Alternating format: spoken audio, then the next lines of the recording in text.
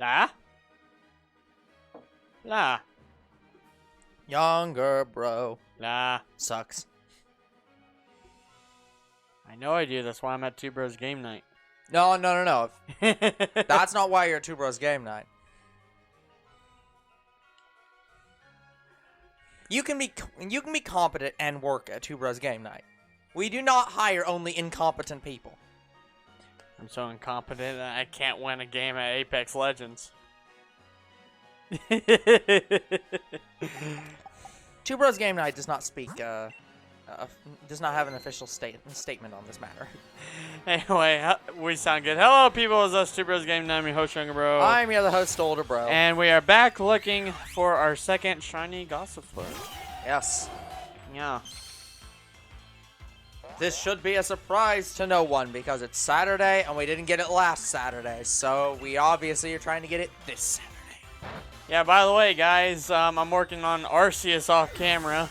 Oh, dear God. Oh, boy. Like, I'm only working on Arceus because Bestie asked me to get her some Pokemon. And I've yet to find all of them, but while I'm looking for them, I keep finding shiny Pokemon. It's not... Oh, no. How bad for you. It's not a surprise, because A, I got the Shiny Charm, and B, I completed the Dex, which actually I should have said that I'm in the other so order. sorry for your loss. Also, I think there's an increased odds in Arceus. I know they're not as good as Brilliant, Diamond, Shining Pearl. Yeah. But it's like 100 or so off from being at like Brilliant, Diamond, Shining Pearl. Sort of. Or am I thinking of Let's Go? I might be thinking of Let's Go. Who knows? Because Pokeradar is like 132. I think for Pokemon Let's Go, it's like either 1 in 200 or 1 in 400. It's 1 in 500 something. Well, no, 1 in 500 is the shiny is the egg. I know. I'm saying Let's that's Go. Arceus. I know. Yeah, no, I know. With the shiny charm. Yeah, I know. Let's Go is better than Egg Hunt. As long as you're doing it correctly.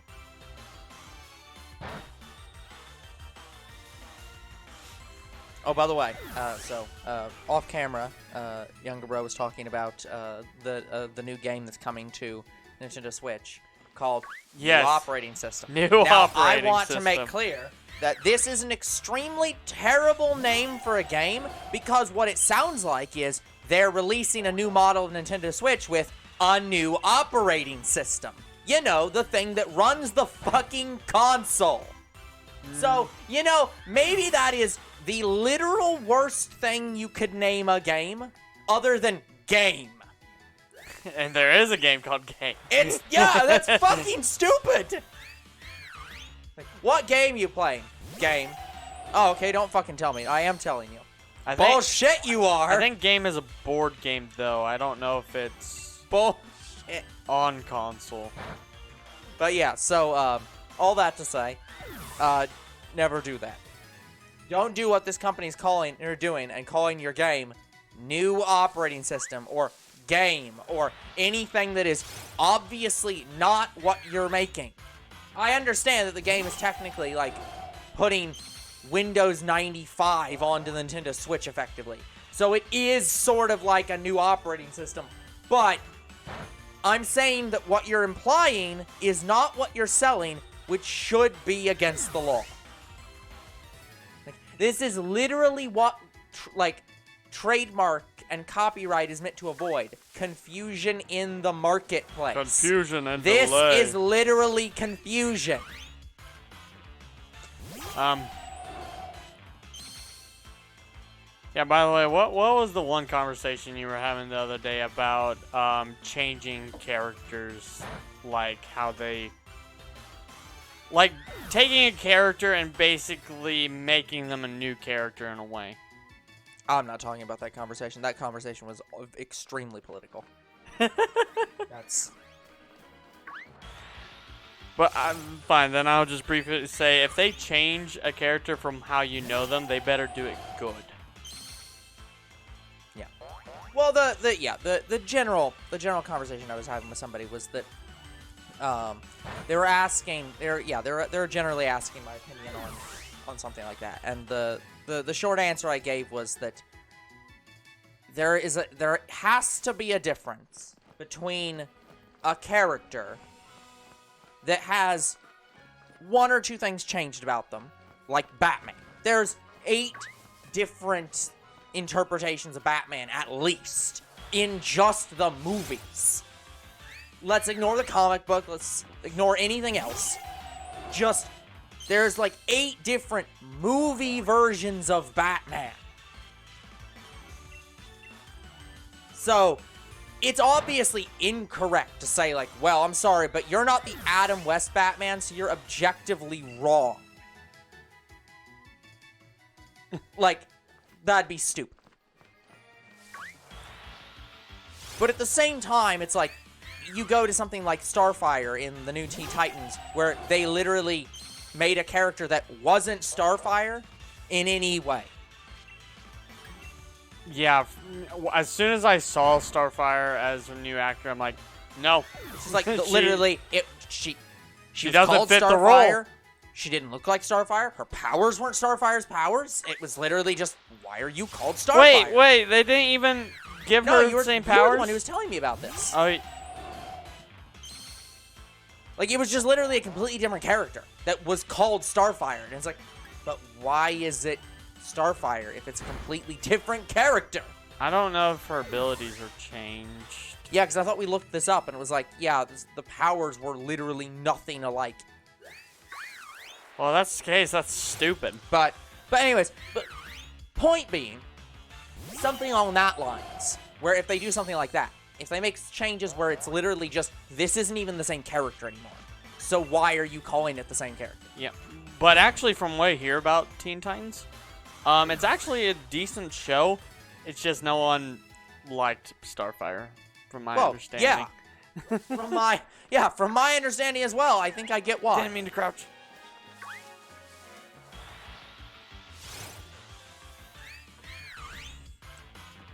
But yeah, what was the official name of that show? It wasn't called New Teen Titans. I think it's called Titans.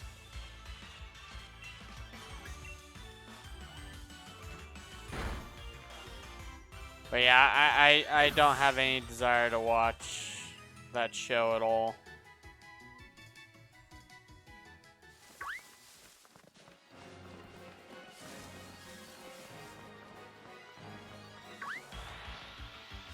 Like, I had a coworker that was talking to me about it, but it's just like, eh.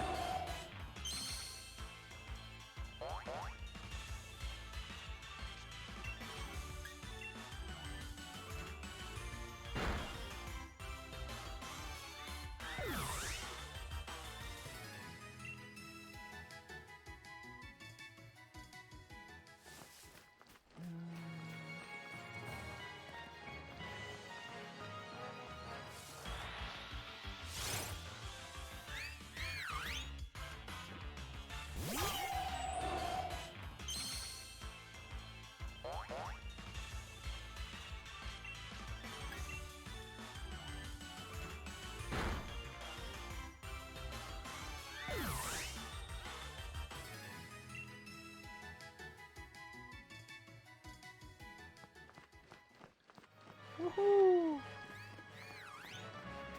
Oh, but I heard you Gossifleur.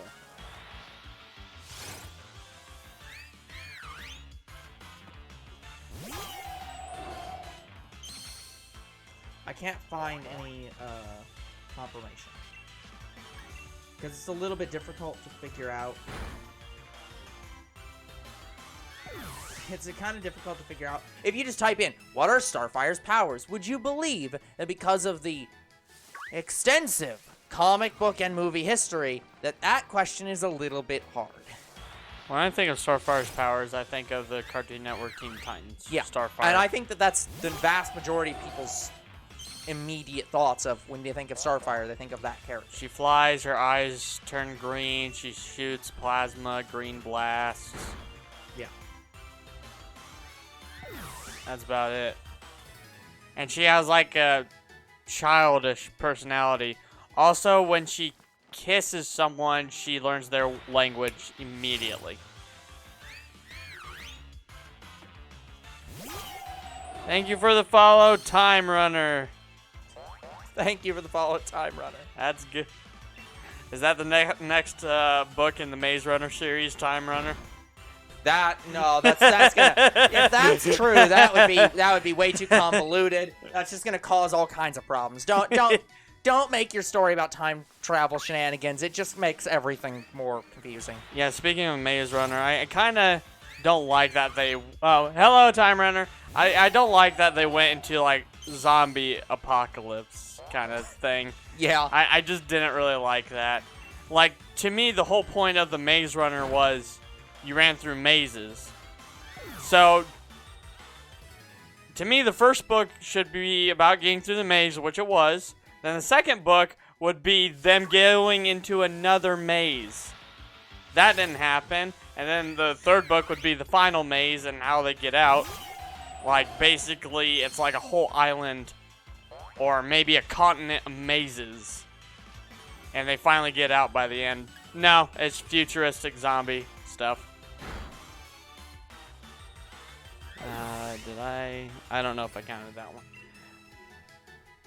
But that said, I don't hate the Maze Runner books or the movies. I just didn't like that it turns out it was zombie apocalypse by the end of it. That's the only thing I didn't like.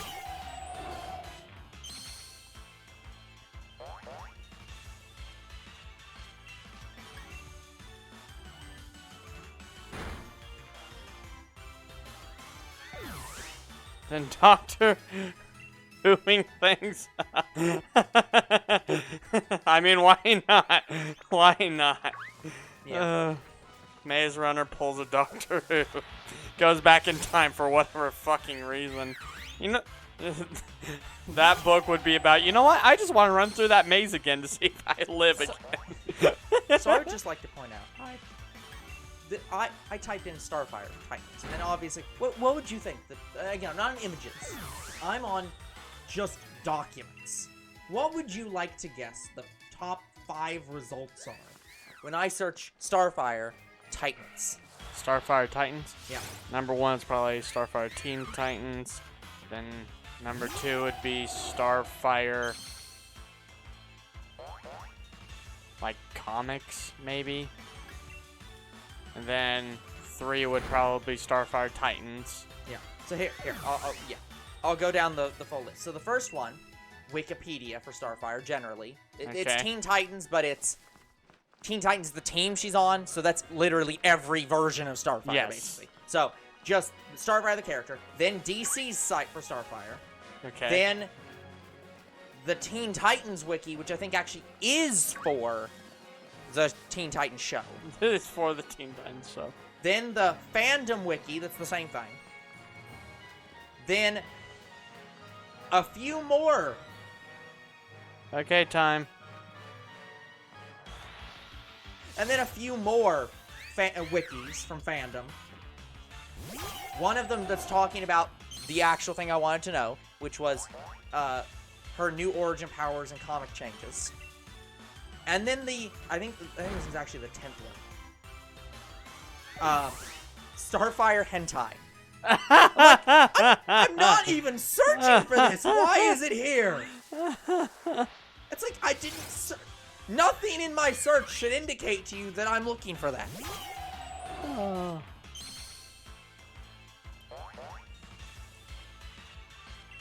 Never. If you are male, never show your search history. Yeah, but.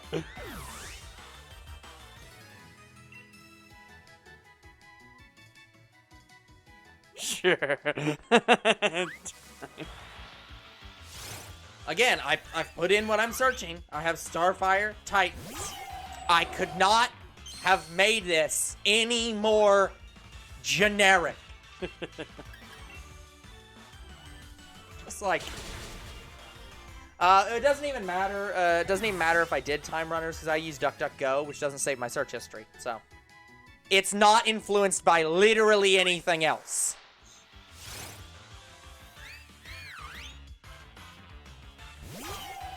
So, no, it's literally just I put it in, and it was like, well, you're looking up Starfire. Must be looking for that. I feel incredibly attacked. Just like, I'm sorry. I want actual information on this character. And you're just like, nah, hold on. We got you, bud. The fact that it comes up on Google is terrifying. Well, again, it's not Google, but it's or DuckDuckGo. It's DuckDuckGo, but it doesn't matter. Really? If I did the same thing on Google, it would appear. It might be higher. It could be lower. I don't know. It might end up being higher on Google. Higher or lower, season 2 coming soon. Google would probably just look at it and be like, you're looking up Starfire. You're a guy. Let's put that in the top 10 results. Oh my god. Just so fucking stupid. But yeah, so that entire conversation I was having with my friend was just a question of like, is there limits to, or like, how much change is too much change for a character? And like, yeah, basically stuff along those lines. Yeah, I think I liked one of the points you were making, that if you want to just have, like, new characters have these traits, just make new characters. Yeah, that's the thing, is that if you want to write it, like, it's fine to want to write a new interpretation of a character.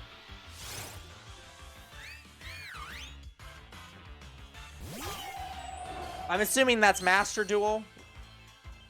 Is it Yu-Gi-Oh? I think it's Yu-Gi-Oh. Well, I was gonna say, I don't know if Master Duel is specifically Yu-Gi-Oh, but it might be. It sounds like Yu-Gi-Oh. Sounds like literally any card game. Like, that. I think Croc was literally just asking me to play it, yeah. Gotcha. And I'm not the biggest Yu-Gi-Oh fan. Like, I rarely collect the cards, and I watched Yugi's season as a kid. Oh, brilliant. Gossifleur. It's a miracle. But I don't really know too much about it. Speed Duel and Master Duel. Interesting. Yeah, I think Croc was telling me about Master Duel. Gotcha. But anyways, do we plan to do Yu-Gi-Oh stuff for the channel? Probably one day. Yeah, but it's just, we're not in a hurry to play it. Yeah, there are very few games we're interested in, and there are very few card games we're interested in for Yu-Gi-Oh. Like, I only want 3 like actual cards to collect, and that's Dark Magician Girl, Blue Eyes, White Dragon, and whatever the red dragon is. I can't remember the name of. Red Eyes. Yes. Other than that, there really isn't more I want with Yu-Gi-Oh. Maybe, besides to watch, maybe, however many seasons Yugi's in. Yeah, it's not, yeah, I'll just say the first show. Yeah, first season, second season. Well, yeah, it's way more than one season, but it's like the first, that's why I said the first show. Like, each show is a different the main character. Okay. So, yeah, the first Yu-Gi-Oh show. I have it all over there. Yeah. I finally bought all the discs to simplify all my VHS collection. Yeah, Croc was telling me about it. He was saying he'll gift me a pack or something. I'm sure, like I'm sure it's something similar with like Fortnite. Fortnite, you can purchase like a skin or something and gift it to a friend. I think it's something similar where he can purchase a pack for me and send it to me. Mm-hmm. But I don't really know much about it, but I'm just assuming that's how that works.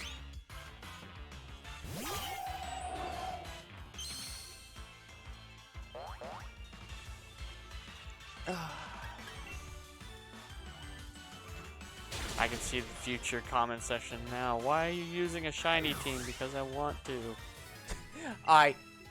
You know what? I don't think that's anyone's going to care about that. You'd be surprised. Because it takes seconds animation, and if I used a non-shiny team, it'd save a little bit of time. I mean, I know, but like I don't. But I just think don't it's think more, it would. I think it's more likely you're gonna get comments of like, "How the hell did you get that shiny?"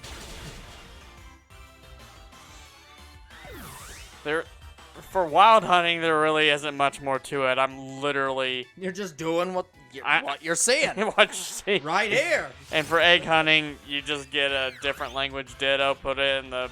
Yeah, you do what you always do. You get a ditto from Japan, and you go and sit. It doesn't have to be from Japan. No, but it's always Japan.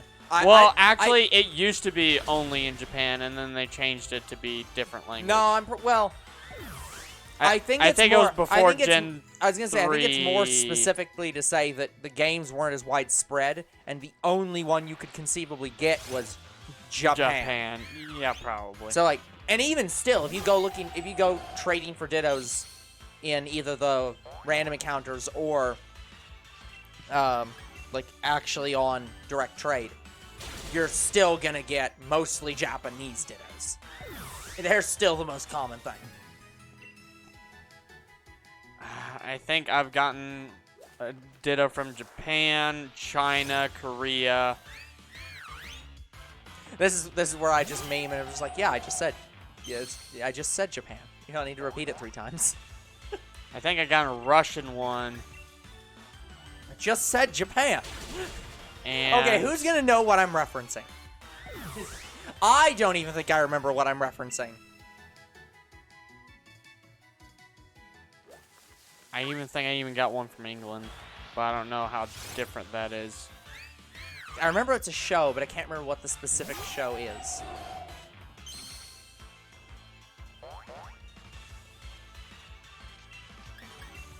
And I remember the bit was like, they were trying to look for something to eat, and it was like, oh, we can go get Chinese food. And he's like, I don't like Chinese food. He's like, okay, well we can go get Thai food. I said I don't like Chinese food. Okay, I guess we can go get Mexican food. I said I don't like Chinese food. It's just like, What the fuck? I don't know. Again, I don't remember what that's from. And it probably doesn't play as well. Actually, I still think it plays fine. Like, It's messed up. yeah, it's messed up, and that's the joke. You wrote a bad joke, Petey. Has Petey... Okay, I know it's not who you're talking about, but has Petey Piranha ever had a voice? Petey Piranha? Yeah. Because I was going to try to do Petey Piranha, and I'm like, wait. Has Petey Piranha ever had a speaking role? I don't think he has. I don't know. Well, how the hell am I supposed to pretend to be Petey Piranha if he doesn't have a fucking speaking role? Let me look up Petey Piranha speaking role. Let's see what happens.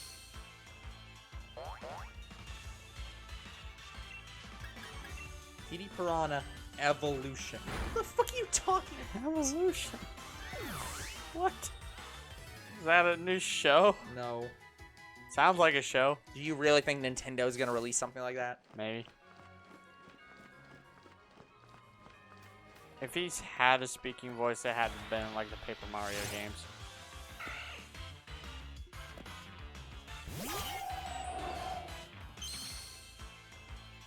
Apparently, Petey Piranha has had a speaking role at some point. Paper Mario? I don't know. I'm looking. But he's voiced by the guy who does he's the composer for Zelda and Splatoon. Well, that's cool. So I'm just trying to find where he's... Okay, here we go. Apparently, Petey Piranha has spoken at least at some point in Super Mario Sunshine, Mario Golf Toadstool Tour. He did? Maybe, okay, if by speaking they mean the sound effect. Like him, like, making a random noise. If that's what they're calling speaking role. Yeah, I don't think it's actually talked. I think he's just made like grunting sounds, roaring sounds, that kind of thing. Let me see. It has Petey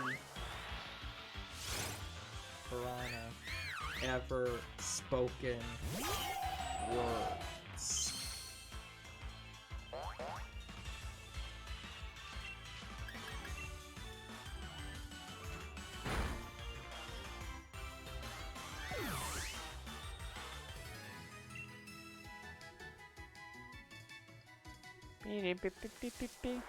Can't find evidence.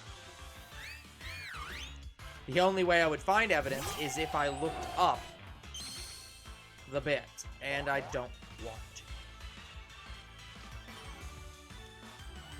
Yeah, like, because obviously he's had...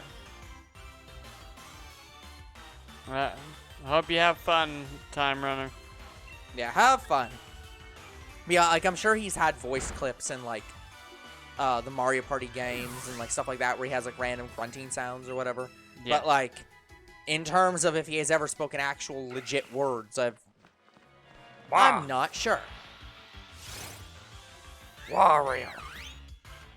Well, no, we know Wario has spoken before.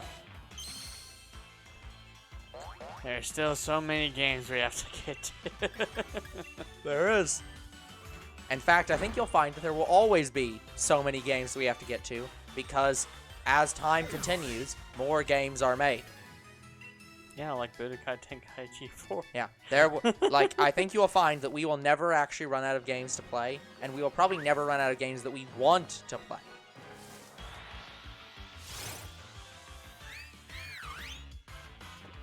Oh, that's cool, Time Runner. Glad to hear you got some good luck.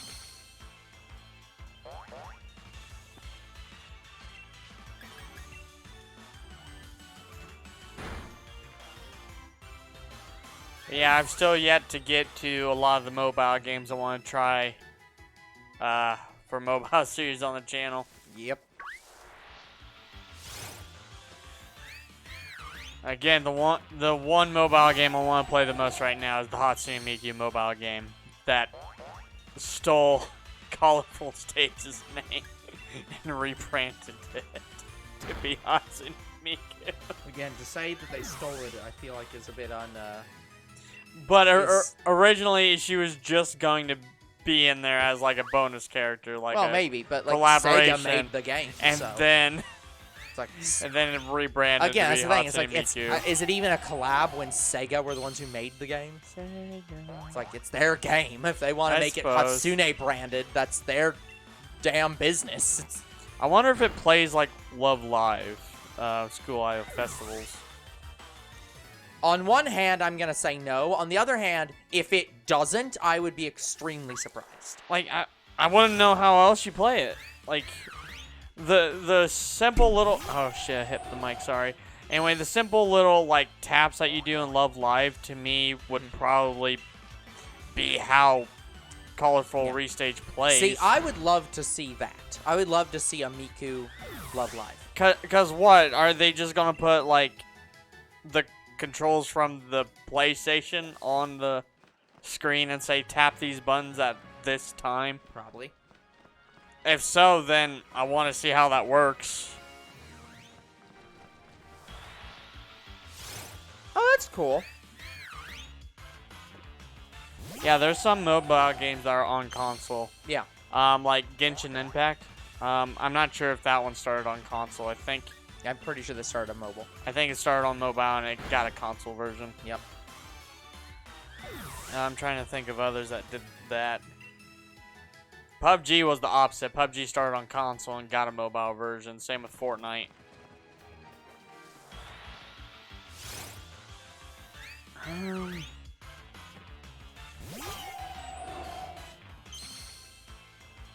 There was another game. I think it's called Ulterior. I think Ulterior started on mobile and got a console version. How's it spelled? A-L or U-L? Like Ulterior or L? A-E-L-I-T-I-E-R.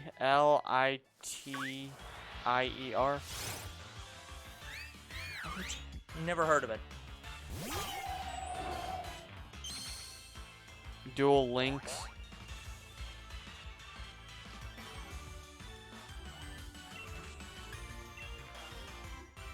See, this is how little I know about Yu-Gi-Oh! But again, there are mobile games that do have like Switch versions and PlayStation versions.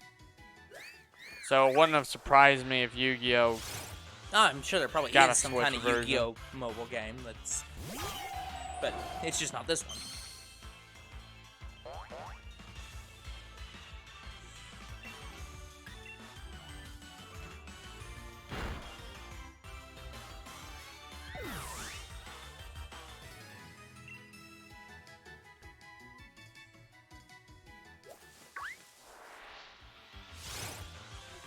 Yeah, guys, let's talk about Pokemon here for a second. Yeah, I have no idea if we're going to get Gossifleur. Like, we could get Gossifleur literally at any time. But I'm not expecting it until about 2,000 counters in, like, the last time. Because Gossifleur beat Snob by, like, 200 encounters. It's ridiculous.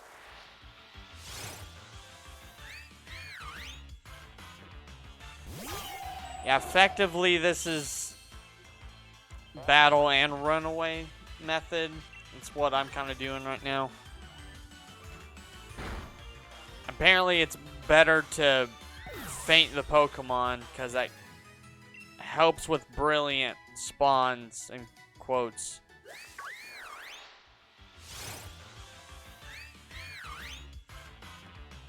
But I don't know if it's good for necessarily shinies.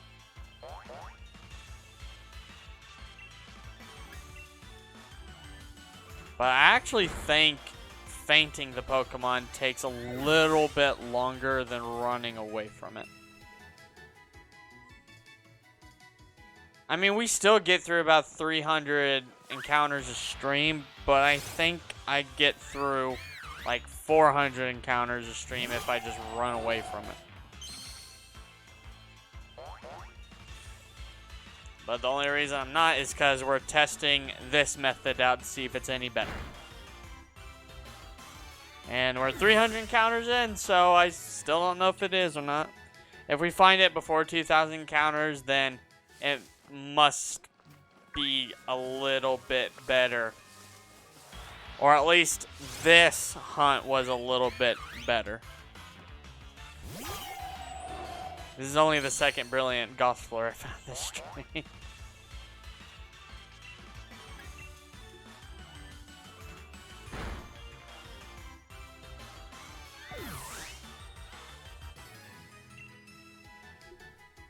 Anyway, so this method helps with brilliant Pokemon, not necessarily shiny Pokemon.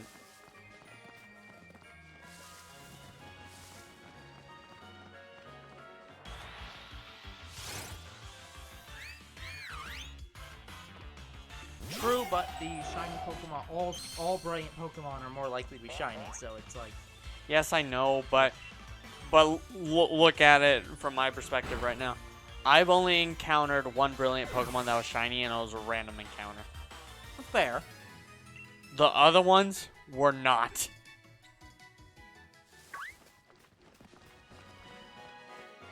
They were not brilliant Pokemon. They were just shiny as soon as I found them.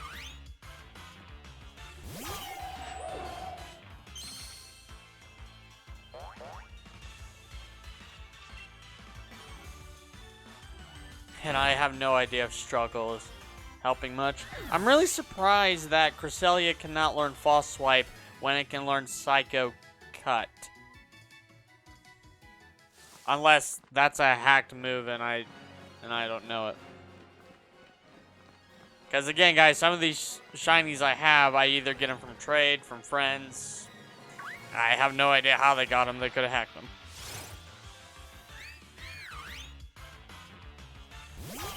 I really need to go through like all my shiny legendaries to see if they have legit moves and abilities, maybe.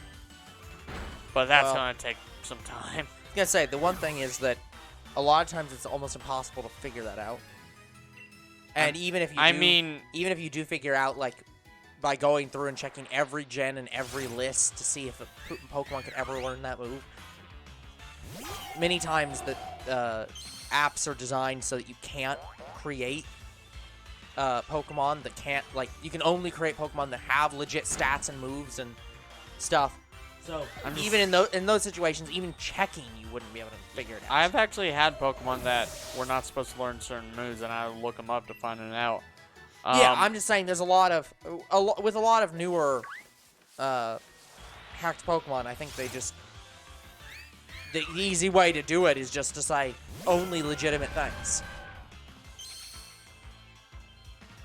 It just kind of randomizes it to be a completely legitimate thing.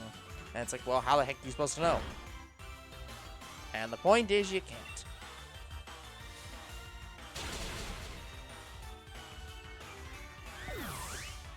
Yeah, so I just take what I can get and then get pissed off if the Pokemon Company deletes it. Take what you can. Give nothing back.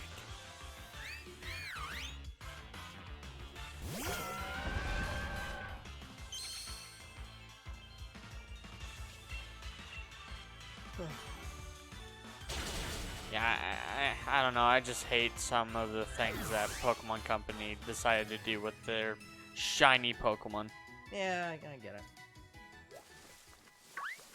Like the fact that they won't hold an event that year for some of the shiny Pokemon that are shiny locked. Again, I hate the thought of shiny locked Pokemon. That is stupid. Yeah.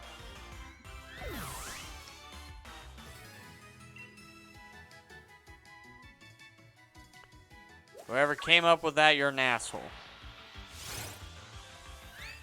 Because I just don't see why you should shiny lock Pokemon. Everybody's an asshole.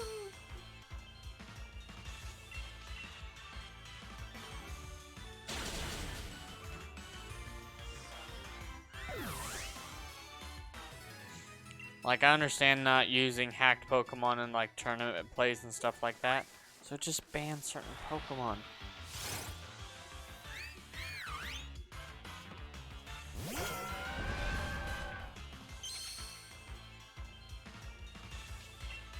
Like, I'm sure it's better regulated now than it was, but... yeah, I don't know.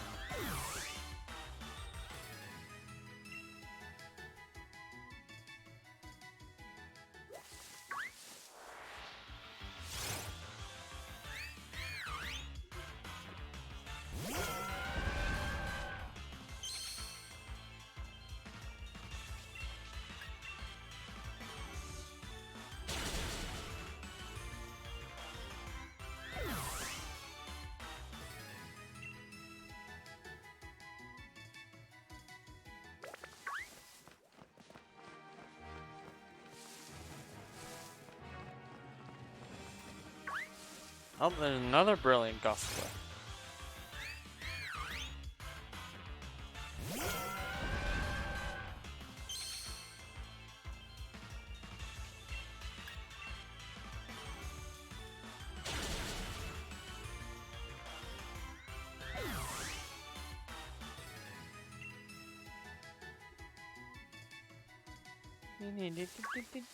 Not shiny, calling it now.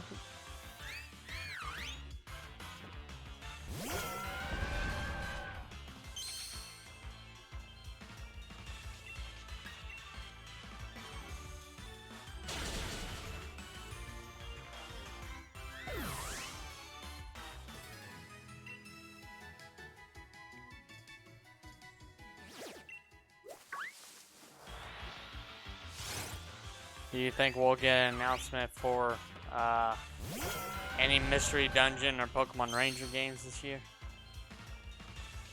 Unlikely. I will admit. Like, I can almost guarantee we're going to get another Mystery Dungeon game. But I'd like to see Ranger come back.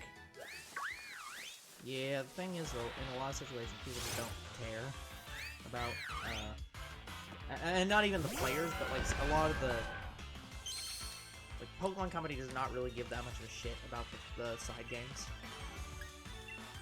I mean, it shows. I mean, look at XD.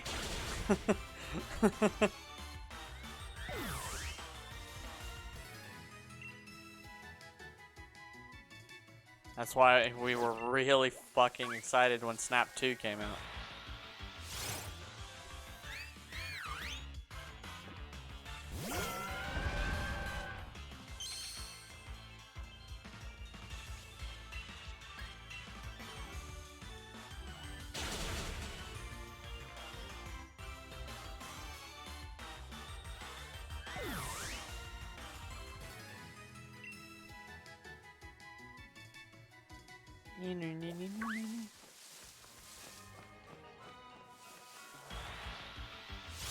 By the way, going back to speaking about card games, have we played a card game for the channel yet?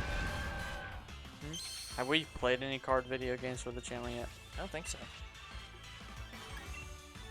Like, I know we have a couple scheduled, like... Oh, wait, yeah, we have, technically. I played Uno for Roblox. What? Yeah. Roblox had a Uno. It's something like Gary's Mod. You could play Uno with friends in Roblox. Whatever. So technically, yes, but we haven't had like a game that is solely based on card. I don't think we even played a lot of board games either. I barely count the TCG series as that. Oh yeah, Pokemon TCG that's technically a card game, but we're not playing it. We're just opening Pokemon card packs and seeing what we get.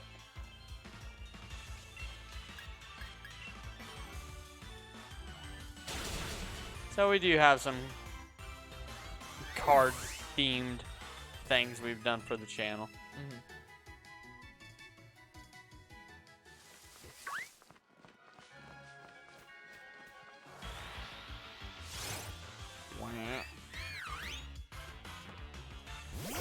We're nearly to 400 encounters, guys.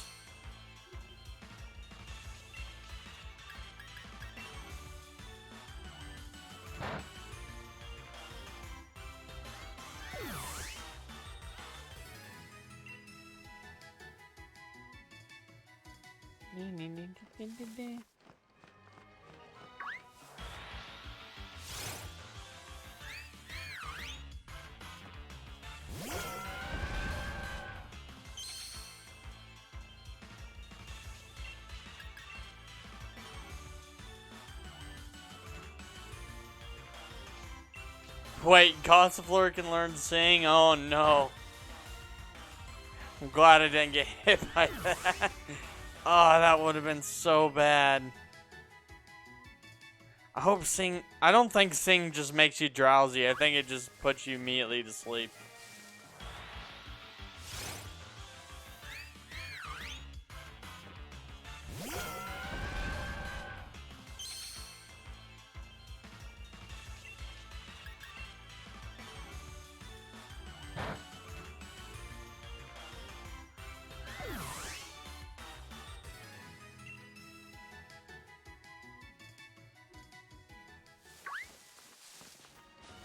I went right over that grass encounter. I'm glad I didn't run into it.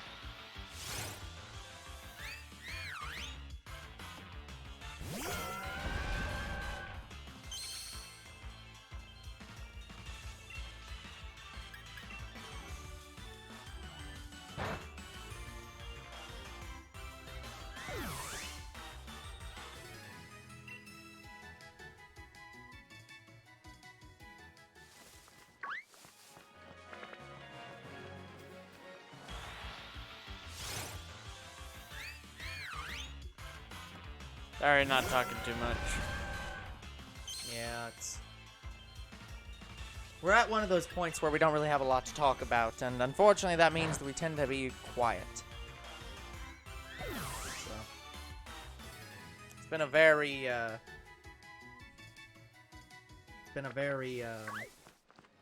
not boring, but like non-exciting time at Two Bros Game Night right now. I mean, Budokai Tenkaichi was pretty exciting. I mean, fair, but there's only so much you can say. There's only so many times you can be surprised by and say, I can't believe that franchise has somehow been pulled out of, like, the grave. So, I think it's because we've had 2, like, dead streams in a row. Yeah. But it's definitely... Yeah. Look, it definitely excites me that game franchise has come back, because, like... Maybe there's hopes for other franchises. Yeah, I mean, yeah, it's literally saying, like, hey, any franchise you think is dead, it could come back. I like how it's Bandai Namco as well, because didn't Bandai Namco bring Snap back? Yep. So they're like, you know what? Let's revive Budokai Tenkaichi as well. You know, let's put them on the next XD project. Yeah. Again, I'm for it, but it all depends on if it happens. We shall see what happens. If XD comes back now, like, how many years would it have been since XD? Like, did XD come out in, like, 2004, 2005? It's been quite a long time. Let me...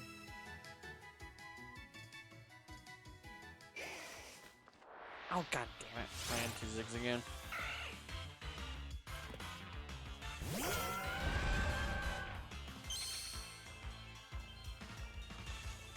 It came out in 2005. So how many years is that? Almost 20 years?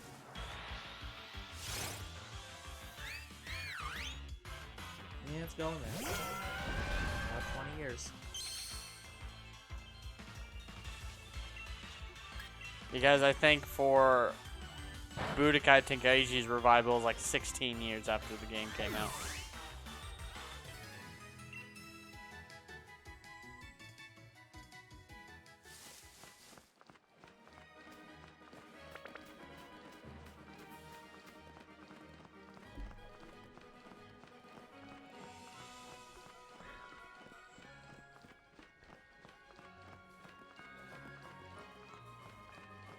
Yeah, it's really weird looking at games that...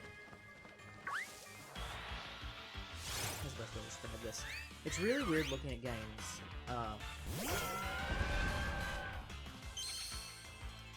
that, like, came out years ago, because you'll look at some of these games and I'm trying to think of the best way to describe this.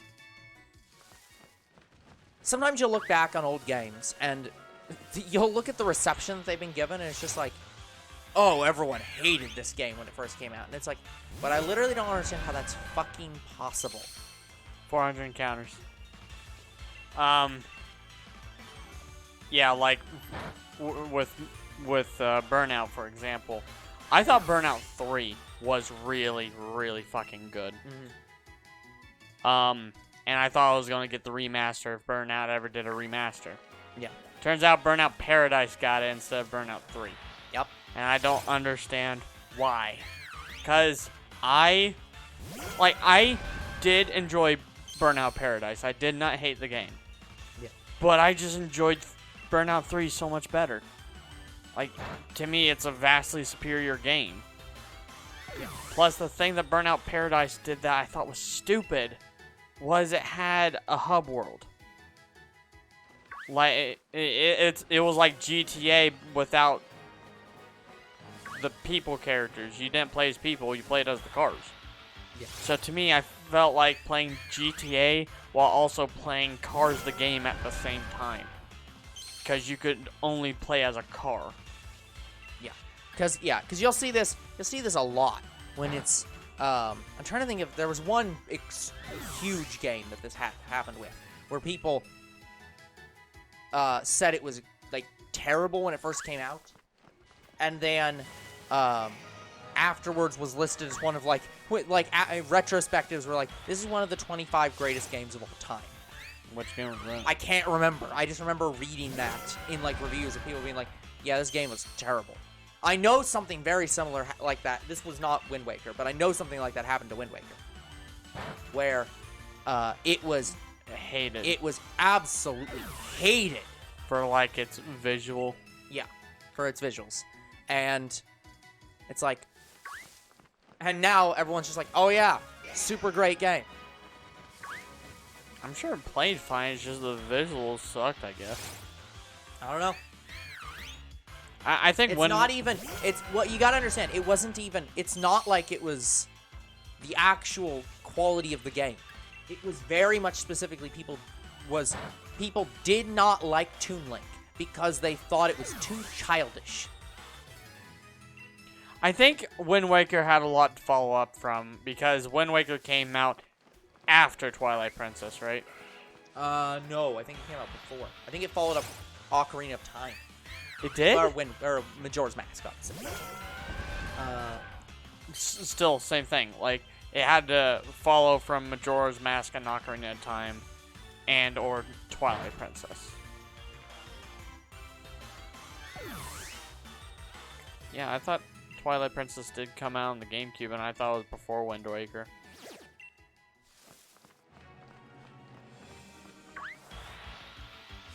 Wind Waker came out 2002, 2003.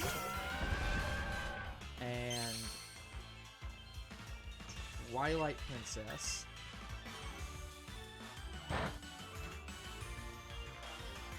came out 2006. So yeah. Because that's why that's why Twilight Princess was so dark. Is they were responding to people being pissed off at how cartoony and, like, kiddish Wind Waker was. So they made Twilight Princess a darker, more adult story. And then people loved that. But then also, people, by the time that game came out, and had been out for a few years, and they were thinking about making the next one, the reception on Wind Waker had flipped, and everyone was like, no, this game's actually really great. And Twilight Princess was also good. So they had these two games that everyone was just like, yeah, both these are really good games. And so that's why they did the Skyward Sword graphics the way they did. That's why it's like kind of a mixture. Yeah, they did a mixture in between, and that's why all the games since then have been in that kind of mixture state.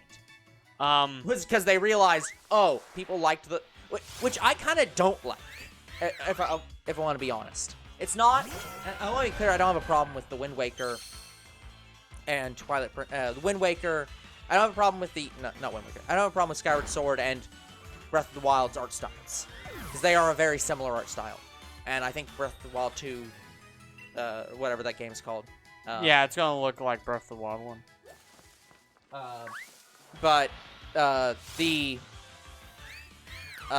Yeah, that art style is How very... come you don't restore your PP? What I'm doing is I am letting my Pokemon faint, and then I'm gonna go heal my Pokemon. Like, when I get to, like, the last 2 Pokemon. Say honestly, you can just get to the last 1.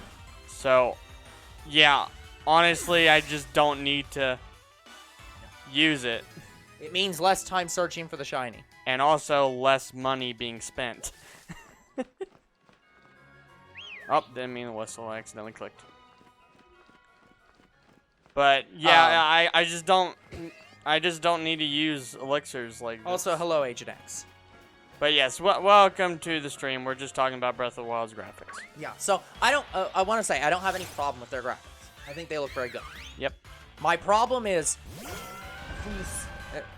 this has never been confirmed, but from the history now, knowing that they made the Twilight Princess graphics the way they did as a response to the Wind Waker graphics, and then made the Skyward Sword graphics the way they did because the people turned around and said that Wind Waker graphics actually look good.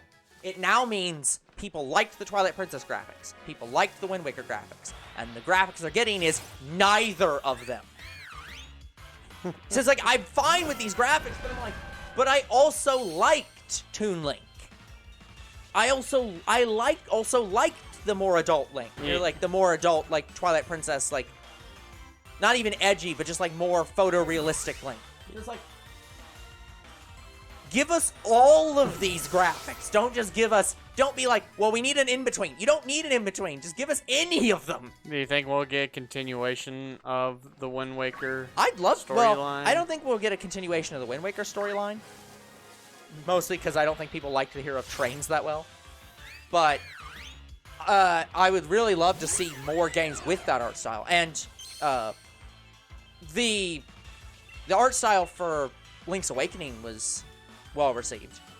And that's sort of the Wind Waker style. Although the HD, or like the remake of Link's Awakening, that one is... It's almost it's almost the same art style as the, not Poké Park. What's the other side series of Pokemon? Stadium? No, the one that has that art style. There's Poké Park 2. The one that's with the toys. Rumble? Yeah, it's almost a Rumble art style for the Link's Awakening Switch version. It almost has that kind of art style, which is not anything like Wind Waker. Yeah, I can see that. So, Dungeon. No, it's not Mystery Dungeon. Though But Gates to Infinity was really fucking Gates to good. Infinity was good. But yeah, no, it's very much... It almost is like a Pokemon Rumble art style. So it's like... I like all those... Honestly, I even liked the pixelated like Link's art style in Like in Four Oracle of Swords- Ages, Oracle of Seasons. Four Swords Adventure. So it's like, honestly, it doesn't even matter. The art style has never really mattered that much. But I do kind of... It does kind of make me... I don't know. I feel weird at the fact that they took these two art styles that people liked and made a new art style, which means you're not getting either of the art styles people liked. You're getting this new one, which people still like. But it's Still like, a good game. but it's like, come on now. Yeah, you think Breath of the Wild would get an HD release? No, it's on. It was already on. Like, I know, but I just what do you imagine want, man? like 2 Switch versions later they give No, HD release. it doesn't need. We don't need Breath of the Wild 4K. Breath of the Wild VR. Okay, I know this isn't gonna stop. I want to be clear. I know this isn't gonna stop, but I really hope that now that we're up to like 2K, 4K graphics, we stop getting re-releases of games for higher graphics. It's like, we have reached the point where if you have an HD game, you don't need to port it. Like, I mean, you would probably still buy another good, like, re-release of, like, maybe, Twilight but what I'm Princess. saying here is, like, does this game actually get better looking if they made an 8K graphic version? It's not pixelated as it is. You're not going to gain anything. Yeah, speaking of which, a lot of people thought we were going to get, like, an HD collection of Budokai Tenkaichi. And Honestly, that would have been interesting. you know what we did get, though? An HD collection of the Budokai games -2. Because they didn't do 2 for some fucking reason. They did 1 and 3. They skipped 2. You'd think it'd be like a collection of 1 and 2 or 2 and 3. No, it's 1 and 3. I don't man. get what's with that. Like, was 2 just that hated? I doubt it. I don't know. I have never played 2. I've played a little bit of 1, and I played most of 3. Yeah, but all that conversation was specifically because apparently Pokemon XD wasn't liked. What? They didn't like it because it was too derivative of the first game. That was the actual words given on many of the reviews. It's like, It was just a different character. yeah, it's like, like- too much was recycled from the first game, and also the Pokespots were too limited, despite the fact that the entire point of this game was there aren't supposed to be wild Pokemon, and they were just coming back. And it's like, There was. I literally- played both yeah. games. They played exactly alike. The They were, comments for like- those games, the first one was liked a little bit more, but the second one definitely had these comments to it. you have to be a hardcore Pokemon fan to get any enjoyment out of these games. I'm like, that's fucking bullshit. The story was interesting. The first game- gameplay yeah. was interesting. Like, you caught other trainers' Pokemon without hacking. Yeah, just Like, an entire an entire game franchise. not only about that, you catching can get these- shinies in those an games. entire game franchise about stealing people's Pokemon, getting these cool shadow Pokemon. Like, who cares if it's not the same character in the next game? I mean, Well, no, they didn't care about that. They didn't. It wasn't that they were complaining that the character wasn't the same. They were complaining that too much of the rest of the game was the same. yeah, I think they were complaining that it wasn't a completely new region. one of the And it's only like, fuck you. one of the other complaints I hear from the first game is the person following you. And they have found a way for her to never follow you again. Like, why the hell wouldn't you want that? That's stupid. I liked the character. I played the game. She never really got in the way. There was no issue. Yeah, like the character. Like, what? Was she, like, preventing you from... Oh, let's go! Let's go! 424 encounters! Let's go! But the timer shouldn't have stopped. Oh, man. Quick ball. There you are. Yeah. Let's go! So much faster than the first Gossifleur hunt. That was so much better. Yep.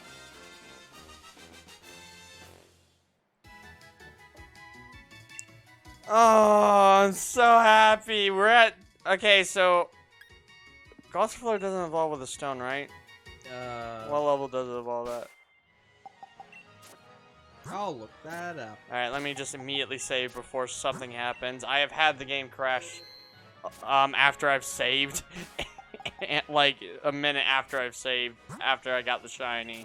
And it just crashed. Evolves at 20. 20? Alright, well... That should be incredibly easy. Yeah, seeing as how I have, like, a shit ton of... Oh, I was just gonna say, you could just literally go out into the wild, kill one level 60 Pokemon, and it would immediately level up to 27. True, 14, 15, Like- on 14, 15, 16, 17, 18, 19. It's 6. Just Eh, 14 plus 6 is 20. You went to 7. Roundhouse. I don't care. Again, like... It's not really that hard to get a lot of rare candies. I mean, look at me. I have max large candies. I think I'm good. I mean, you're not wrong, but... I'm a tornado.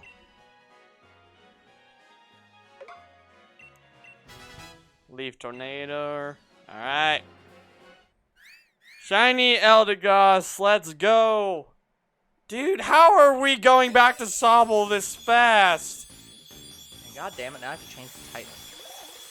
Yo, we got our shiny Eldegoss. Awesome. Alright, let me just go on A-Drive's app and say we've got the Pokemon, and then change the information on it because it shouldn't... Where are we at? What it's number not the were we at runaway. with Sobble?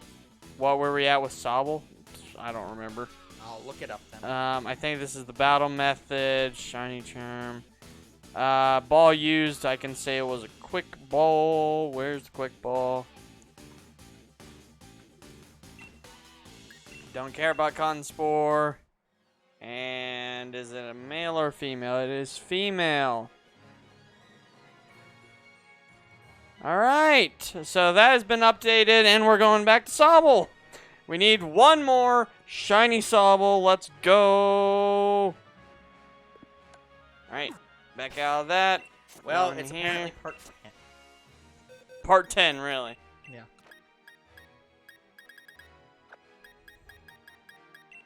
Okay, Eldegoss. No, it's in here somewhere. There it is.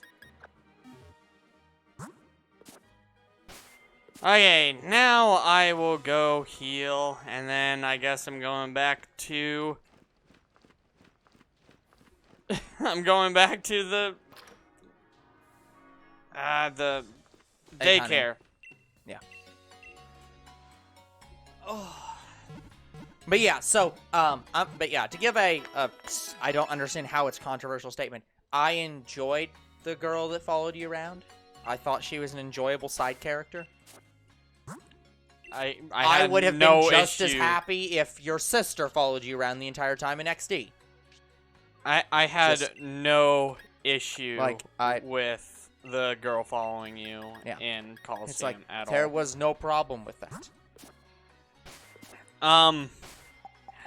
But it would have been more torturous for you if Jofi followed you around. Well, yes, it would have been annoying because of you. Because of me. But playing the game on its own, I would have had no problem if Jovi would have followed you around the rest of the game. Yeah, guys, you should go check out her XT playthrough.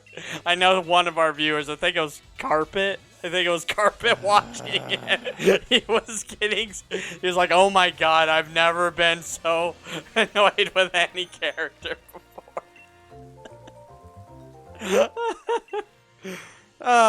And we are back on the egg hunt.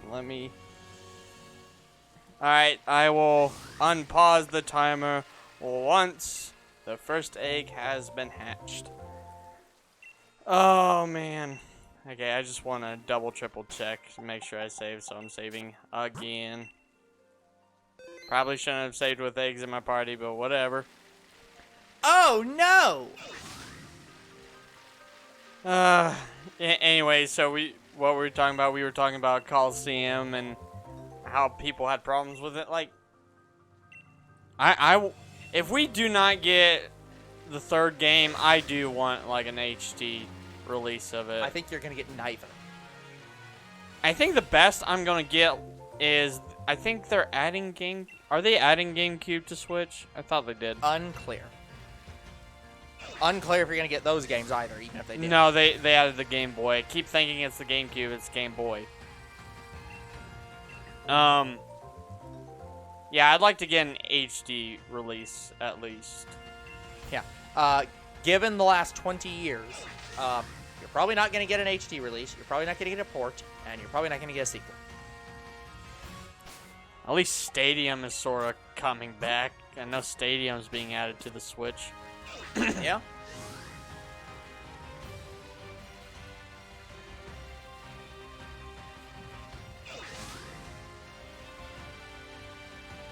But yeah, guys, I've never played Stadium, and I could play it at literally any time. I have no idea if it has a story mode or how those games work. Like, closest I've played the Stadium is Battle Revolution on the Wii. Alright, timer has started. We are at 5 encounters. Yeah, they added GBA and GB. Okay.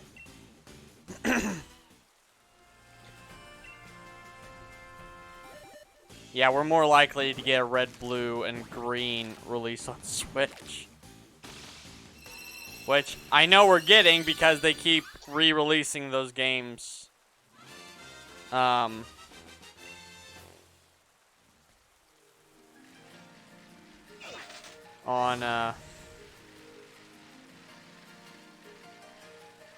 Like, they've been releasing them since Wii U. Like, we got them on Wii U, then we got them on 3DS, and now we're going to get them on Switch.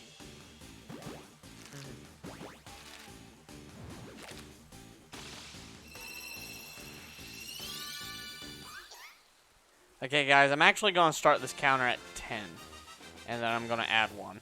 That way, the counter is even. Like, it helps me keep better track of how many... Sorry, I'm going to add 3. It helps me keep better track of how many eggs I have in my party.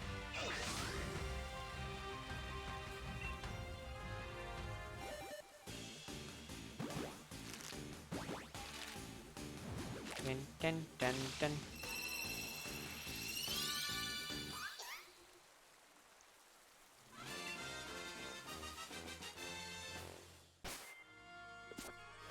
Nope.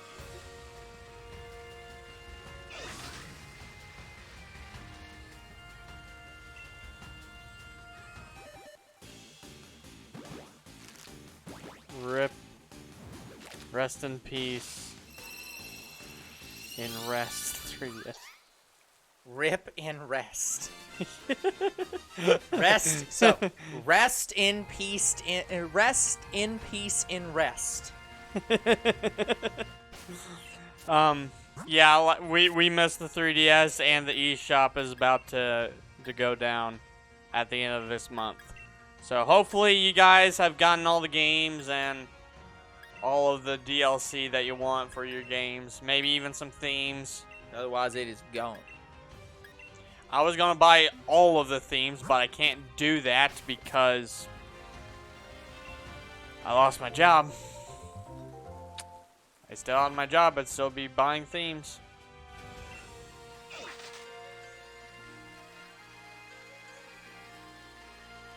These ads keep cutting you off.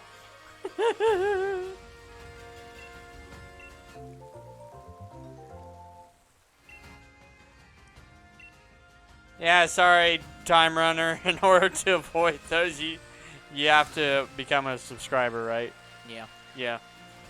Yeah, unfortunately, Twitch is. But you don't have to become a subscriber. We do not encourage those who do not have the money or desire to be a subscriber to do so.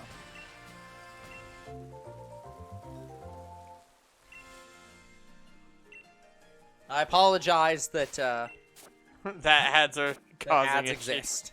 Yeah, it's like I don't really like a deluge of ads either. Like, guys, we make like $100 almost every 5 years. No, it's not quite that bad. We make very little. Didn't we make our first 100 last year? Something like that. And we've been on Twitch for about 2. To be fair, we weren't really running ads very much. True. So basically, we got that from only people subscribing. And that was Mr. Beast and Yes, Lumperoni. Mr. Beast. Lumperoni just goes all out. Pretty sure if Mr. Beast subscribed, we would have not Mr. gotten Beast. way more than Yeah. that. Mr. B.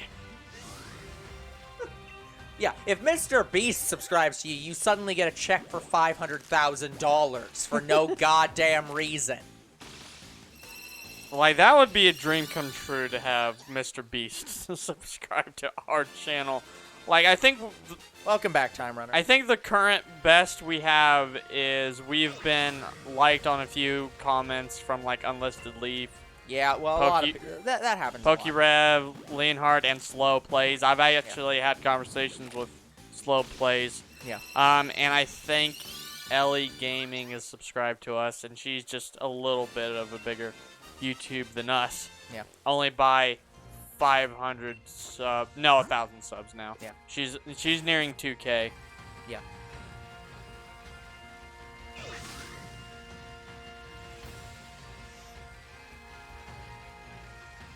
But again, I'm not too sure on that one. Like, I know she definitely knows of our existence.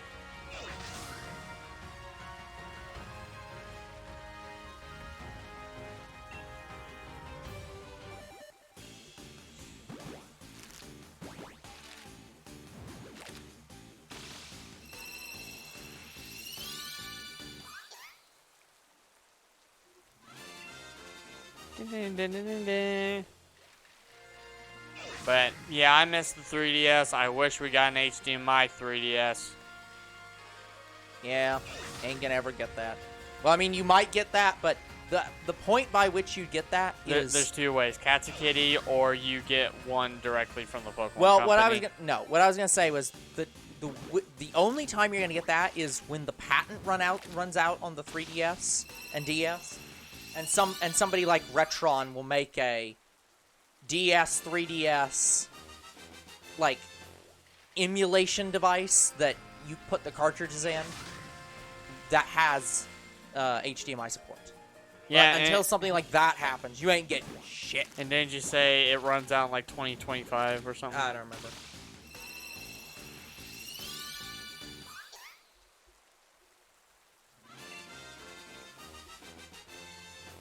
Either 2025 or 2030.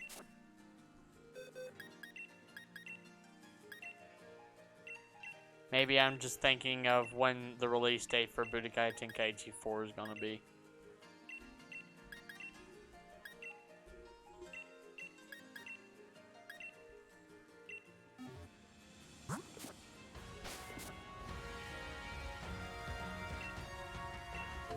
Yeah, we've already talked about a lot of series we'd like to see come back from the dead. Like, I'd like to see Cabela's come back, specifically Dangerous Hunts or Big Game Hunter, or Burnout. But the best I got for Burnout was Paradise HD Remastered. Well, it's not HD, it's just Burnout Paradise Remastered. Take me down to the Paradise City. Can't remember the rest of the song. Oh, won't you please take me home?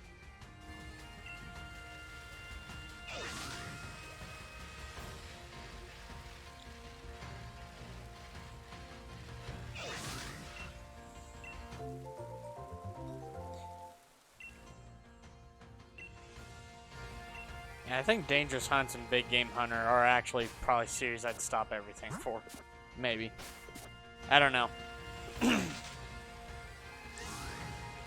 Like, I really want to play the first Dangerous Hunts. I've played Dangerous Hunts 2 for so many years. I want to play 1. I've owned 1, but I've never played it.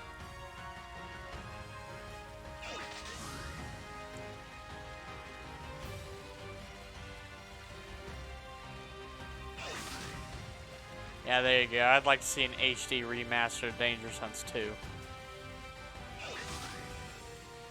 Yeah.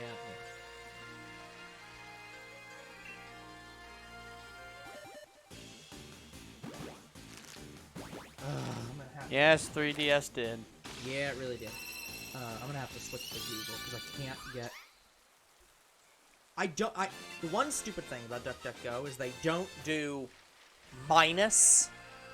Google has like you can put a minus in and then put a term, and it will exclude every single search that includes that term. So, for example, if you're looking up a patent and what's appearing is somebody talking about a patent lawsuit against a company with this name, you can just remove that and be like, not what I'm looking for. But even after the eShop dies on the 3DS, people are still going to play 3DS games. Like us, for example. I plan to play X and Y for the channel at some point. And Ultra Sun and Ultra Moon, show off the SOS method. I'd show it off. I don't know if I want to shiny hunt in it yet. Because in order to shiny hunt in it, I have to use my action replay that I have for my 3DS and hack the Pokemon I get on the emulator into the 3DS game. I don't want to do that, but might have to.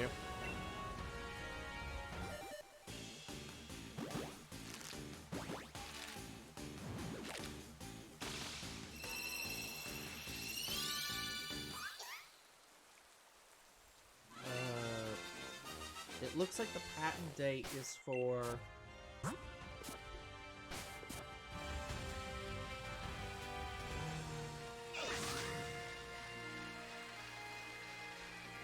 For 2012, May 31st, 2012. For the DS? The 3DS. 3DS, really? Yeah. I was gonna say, that's about when it came out, isn't it? Yeah, I was about to say, if that's when it came out, then the patent should be... Is it 10 years after?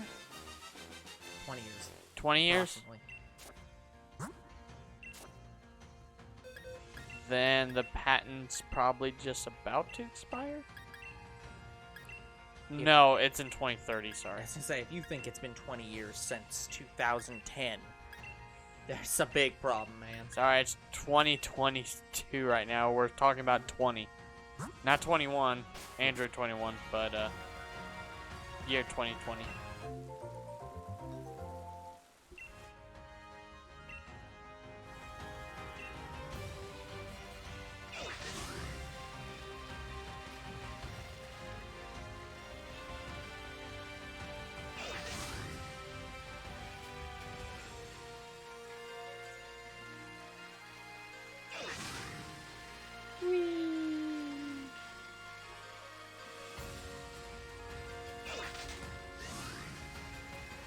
I have the oval charm and she's not giving me an egg. Are you kidding me? Come on! I'm going to hatch the egg before she goes into her animation. I do have one egg, right? I'm pretty sure I just did. Yeah, one fucking egg. Jesus Christ.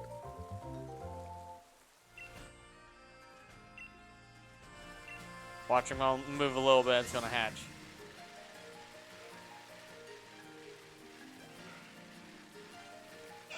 It would be a miracle if I got all the eggs before the first egg started to hatch.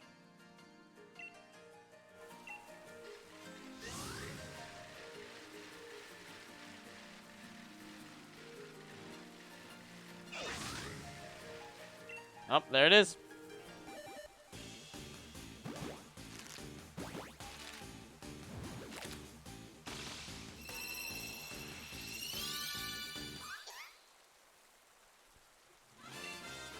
But yeah, guys, our second Sobble wasn't that bad. And neither was the first, I think. I can't remember. Let me check my collection. Actually, no. The second Sobble was worse than what I expected. So the second Sobble was 1,000 encounters. The first one was 500. So we're probably going to get one between 1 and 1,000 encounters. I can actually look up my rate. Actually, no. I can expect to get one in 500. Because I'm doing the Masuda method, so it's 1 in 512. Yep.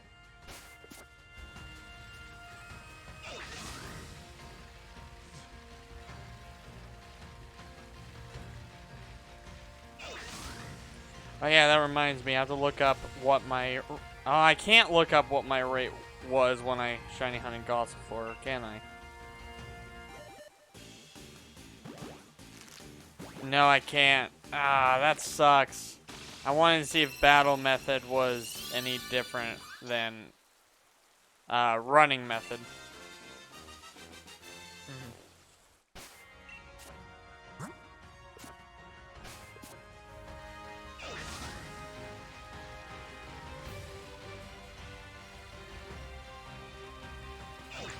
I can't believe this is Sobble 10.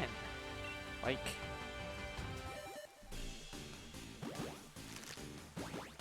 Again, Sobble is the hardest egg hunt in the game from my understanding. Like, even with the shiny charm.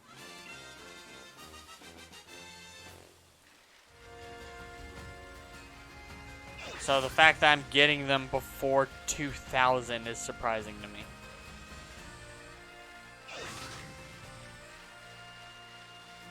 I don't know, man. Don't know what to tell you. Maybe I just have better luck than I thought. No.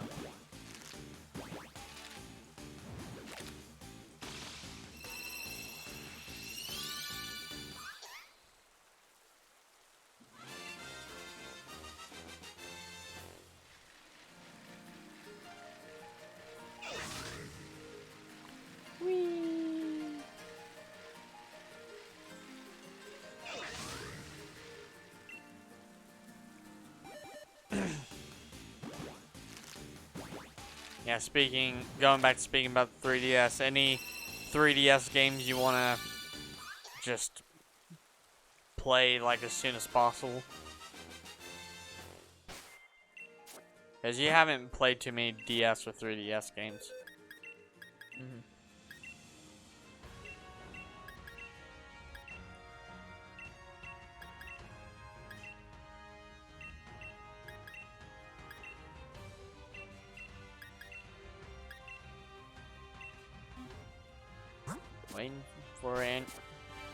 Waiting for older bro to get done reading. What? I was asking you a question. Oh, I'm sorry. I didn't know I didn't know you were talking to me. Sometimes you just talk to the chat, and I just assume you're talking to the chat. Any 3DS, DS games you want to play like right now? No. Not really. At least not that I can think of.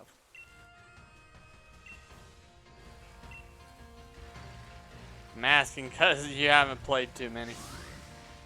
Yes, I haven't played that many because we can't easily play them. I mean, we have the emulator.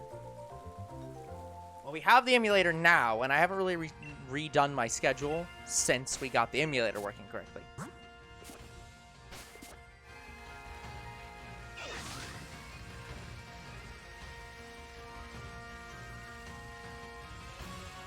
I do things over very long periods of time, sir. My video game schedule has not been redone for over, like, 2 years. I just go down the list and play what's on the list. So, Yeah, and me, I change mine every year now. yeah. And I don't think I'm ever going to get to that point. And I had to change it twice this year because I lost my job. Yep.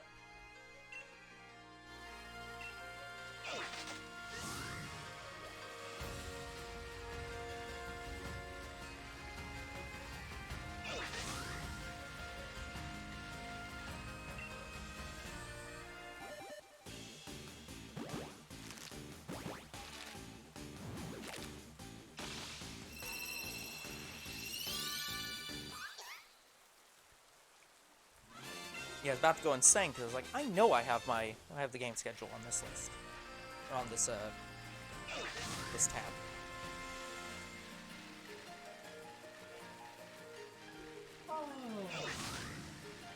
I know you had a Game Boy game schedule for a while, but we kept having to move it down because I kept playing that series.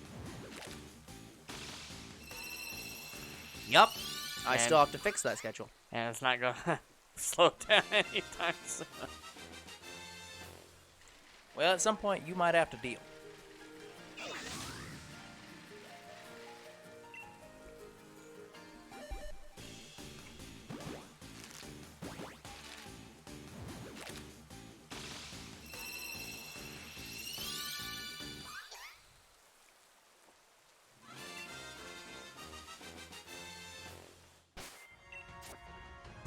It's 33.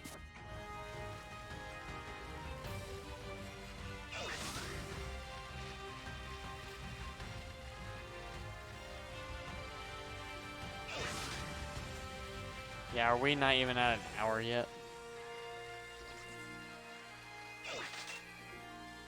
No, we're at an hour and a half. Oh, okay. So we did find at least one shiny within like the first hour.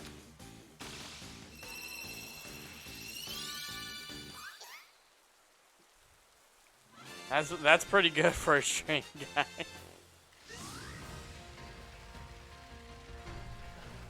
Yeah, that's not terrible. I'm used to Let's Go and Arceus where you get one like every 5 minutes.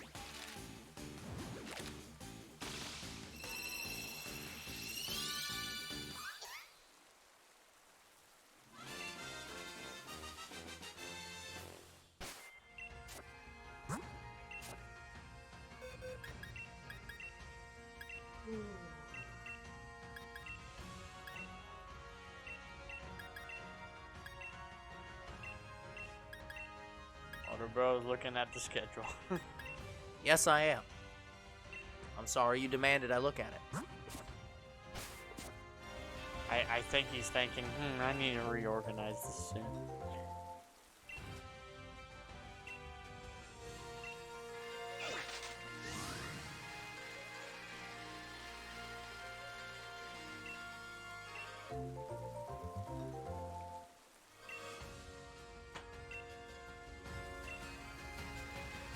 What?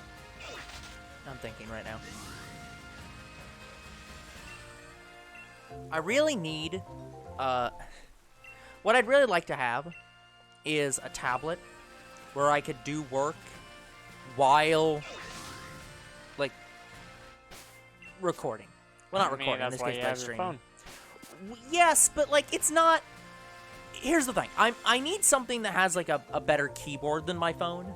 I need something that I can more easily type on, because it's kind of shit to type on my phone on an Excel document, or, in this case, a Google Sheet document.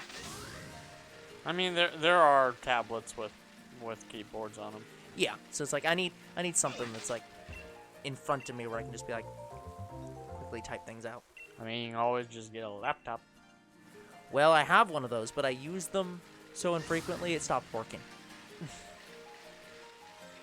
And it's also old, so it's also stopping working for different reasons. Like, I have a laptop and it still barely works. Like, Yeah. I have to reset it every once in a while because... Yeah. To be Like- fair, also, This is the laptop that's actually a real laptop. The and red not one, the previous yes. one, which Yes. was not even a real laptop. I mean, that one works too. Yeah. Like, the best I can do on that MacBook is use GIMP. Actually, no, I can't even do that. I can only edit documents. Neither of yours is a MacBook. The first one was a MacBook. Second one was the HP laptop. And now I have an actual PC. Hold on. You're saying at one point you actually had an Apple tablet. Like, It was not Windows. It was a Mac. Like, it ran iOS. Like, it was not a Windows computer. It was a MacBook laptop. Yes, but MacBook runs Apple's operating system. Oh, I can tell you what it was called, man. It was just a MacBook laptop. Yeah, I understand that. But what I'm saying I don't know what its capabilities were. But you had a Mac, is what I'm trying to say. You had a... And before that was a tablet, but I don't Yeah. remember what kind of tablet it was. But I'm sorry. I've never heard of this. And I'm just like, what the fuck you meaning you had a MacBook? I mean, that's what it said literally on the back of the laptop. Like, just said MacBook. Well, I know, I get that, but like, I'm saying I didn't know that you'd ever used a non-PC device. Yeah. So that's why I was like, you did? Like, all of my... I guess I'm using an iPhone, which is a non-PC device, but you know what I mean. An Yeah. actual computer. I started with a tablet, broke that tablet, got a new tablet. Yep. Then broke that tablet as well. For some reason, they kept giving you laptops and tablets. Well, the second tablet didn't break because, like, I dropped it or anything. It just stopped working. I think water got in or something. Probably. It was a similar situation in my 3DS, where Yeah. it just rusted on the inside. Then after that, I got my MacBook laptop. Then I got my HP laptop. And then I got my PC. Yeah. Which is from You're sure you're not... Newegg. Just to be clear, you sure you're not thinking of a Chromebook? Because It might be Chromebook, actually. Chromebook is Google Chrome. Sorry, yeah, it's... I was gonna it's say, Chromebook. like, it's like there's no because MacBooks are like $2,000 tablets. I was like, there's no fucking way you had a MacBook. Sorry, I thought it was MacBook. I'm like, I'm going fucking insane over here. I think the tablets I had were MacBook. I think, but I can't remember. No, it definitely was. It was definitely the Chromebook. That's the one. Because that's the one. The one you're thinking of is the one that it wasn't a computer. It could only load internet, like the internet. Yes. Yeah, that's the Chromebook. That's Chromebook, and I'm saying before that I had 2 MacBook laptops, but they weren't like terabyte. They were megabyte. Well, I was gonna say it was probably gig, but like a couple gigs. But like Yeah, it wasn't much. no. Like, it was probably like one of the cheapest you could afford. Well, yeah. But yeah, broke the first one because it dropped it. The second one was water damage. At least I assume it was water damage, because again, I opened it up and it was rusted. Yeah, well that'll do it. Otherwise, I don't know how it could just become rusted like that, like corroded. You'd be surprised. I mean, look over here. I have a Nintendo 64 that does not work. I don't know why it doesn't work. Doesn't work. I think It's just old. exactly, it's old and dust gets in it. Sometimes dust can, It was old and worn. like, dust can fuck with your console. Like, for Yeah. instance, for PS2, if enough dust gets in it, it just stops playing the discs. Mm-hmm. But if you clean it out, it's fine. Yep. But you have to know how to clean it out and put it back together. Yep. Without damaging it. Yep. Like I did. Yep. Fucking... pulled a wire on accident when I was taking apart my PS2. Yep. Uh-huh. That's why my large 3DS over there is now in the bin, because it's just like, well, case broke, tried to replace the case, couldn't get the stuff to go back together. I'm just like, fuck it. Yeah, I was stupid with my new You just bought a new one. Nintendo 2DS, where I didn't just save the SD card before I threw it out. Yeah. I should look up a new Nintendo 3DS XL and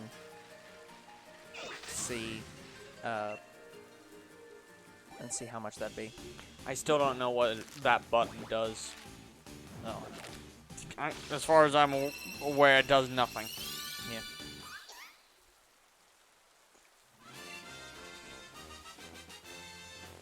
Like they were hyping up this new button, but I'm just not sure what it does. I've tried using it so many times and it just never worked.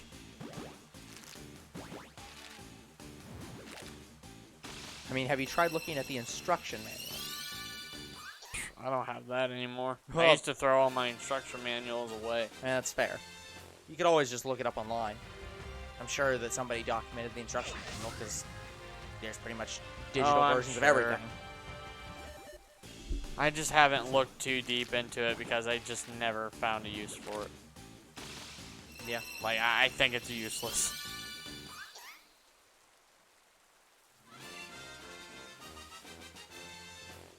I'm sure it's for like Amiibo or something for all I know.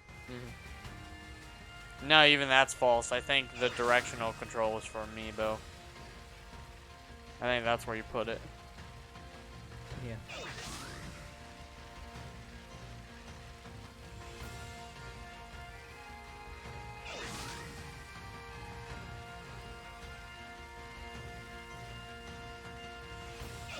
By the way, guys, as a reminder, daylight savings time is approaching. As in, it's this weekend. Yeah, I was actually getting notified on some of our mobile games that it's coming.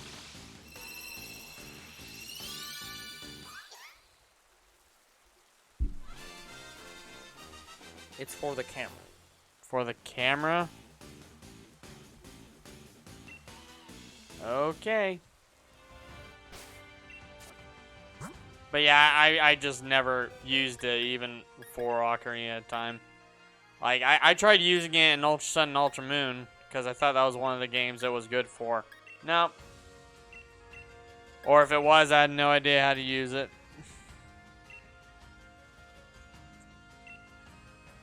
A smaller joystick. Oh, interesting.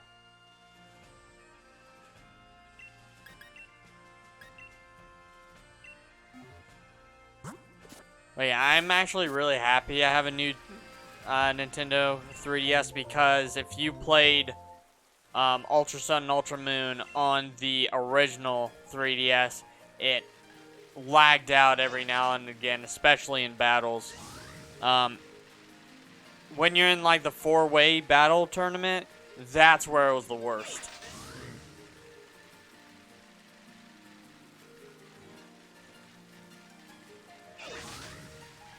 Luckily, you never had to experience that.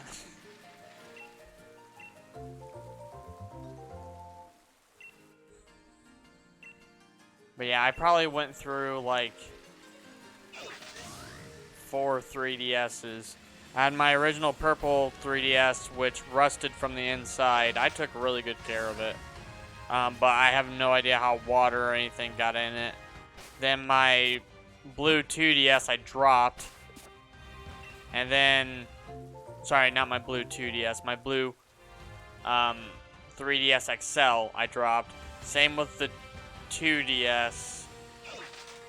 And now I have the new 3DS XL, which is my Charizard DS. Yeah, it has no other use. Wow. Or games like Ocarina of Time that was programmed for the new 3DS has no. Yes, that sucks.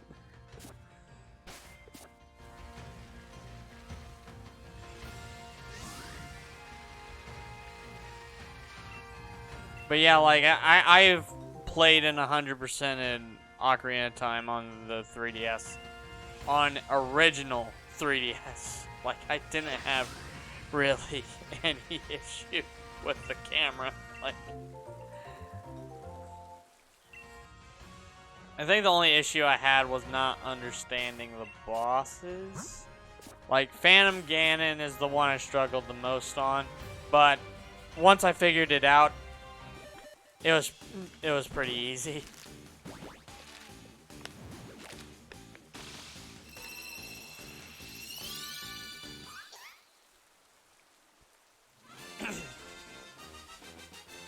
But yeah, Ocarina of Time is one of those games that I can't wait to play for the channel. I've been wanting to play it for a while.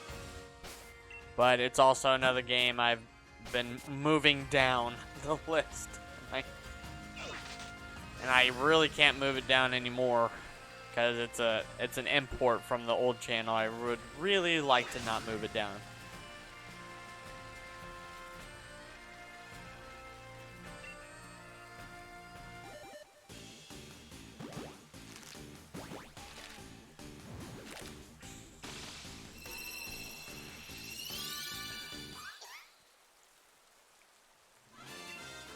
Yeah, I recounted my series again. I have 18 stream series left to import to this channel. 18.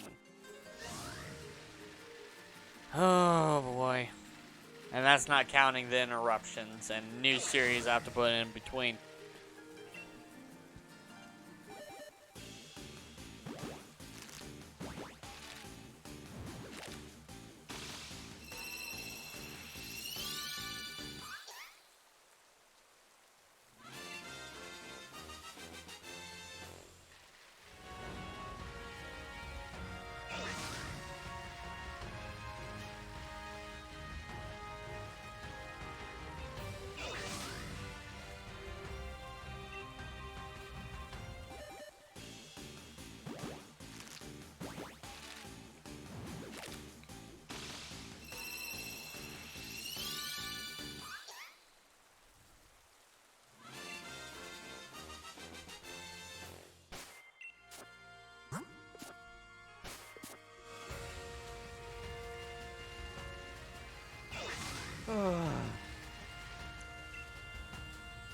Sorry, I'm reading up on daylight savings time again.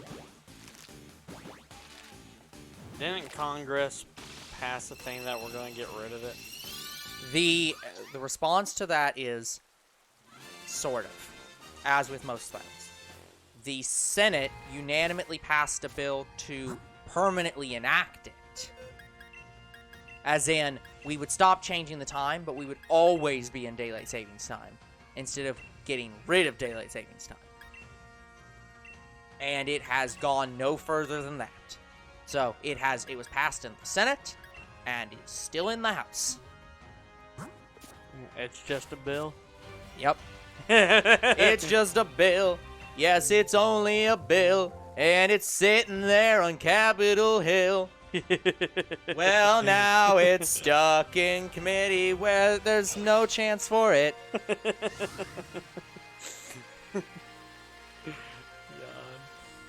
Again, I have no idea why that song was not in, like, the collection of Schoolhouse Rock songs that...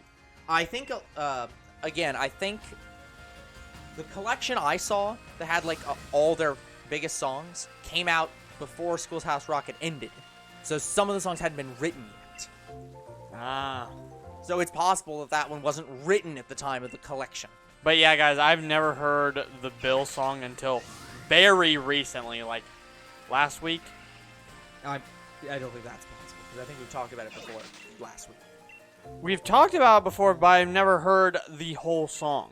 Like, I knew about it. I've just never heard the whole song. And I just recently heard the whole song. Because none of the Schoolhouse Rock DVDs I saw growing up through my school never had Bill in any of them. It was always the same collection, too. Which is probably why I never heard Bill. Because he wasn't a part of that collection. Yeah. The funny thing is that the bill that was being... Again, for anyone who's not seen that video, which you should... But the bill that's they're talking about in that video is specifically the bill that you have to stop for buses for, like, schools. Like, when a school bus is, like, is picking up people, you have to stop for them. Well, yeah.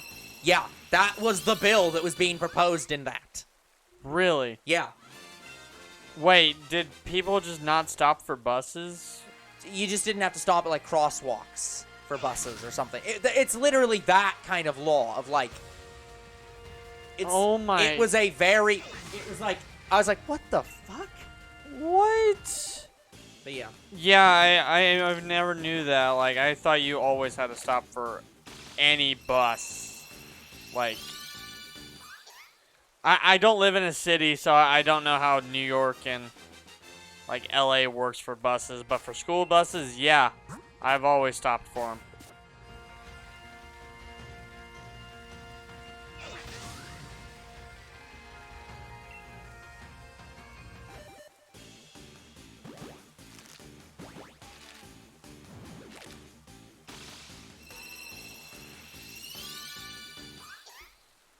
Oh, actually, okay. Very specifically, sorry.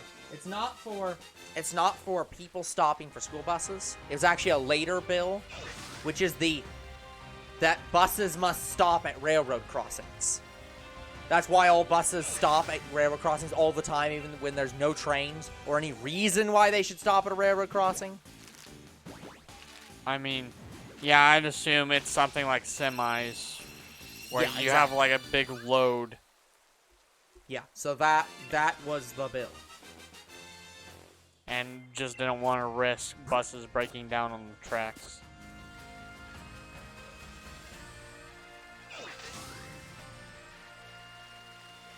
Do they even stop at railroad tracks that are inactive?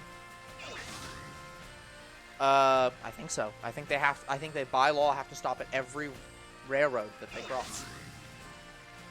Including, I believe, on highways. Like, I think they have to stop at every single railroad crossing, period. There's railroad tracks on highways? Yeah, we have one. We have one on the way to our house.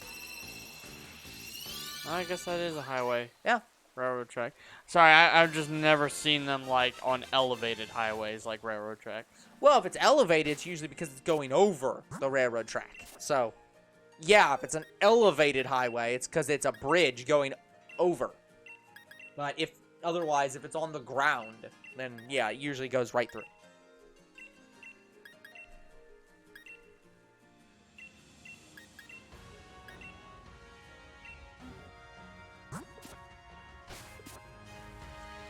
Yeah, I think we have an elevated train track, but I don't know if it's active right now.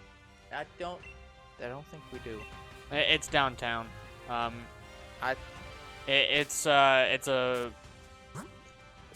There's a black bridge, and that has a railroad on it. Oh, maybe. There might be a train bridge. But I don't think they changed it. Like, what I'm trying to say is, I don't know if it's inactive or if they changed it to be a jogger run. Well, I know they have something like that too, but yeah, I don't know. Yeah, there's two black bridges. There's a jogger run bridge, and there's also another black bridge that has the railroad tracks on it.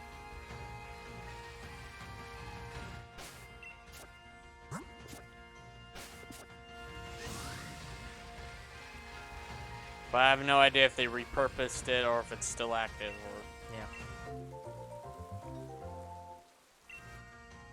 anything like that.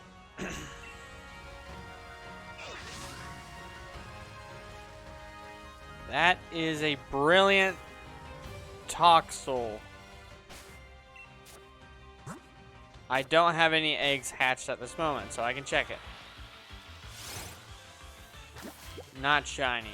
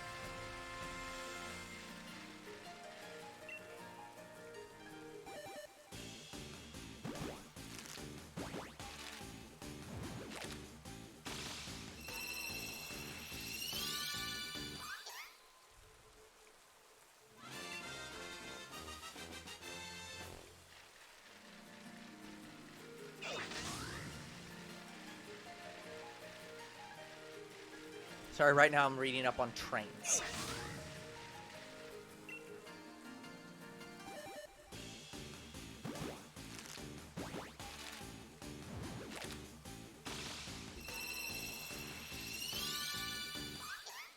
Going back to speaking of like series I want to do, I really, really want to play Spiderwick Chronicles, guys. Like really bad. Like there are a lot of movie games I want to play.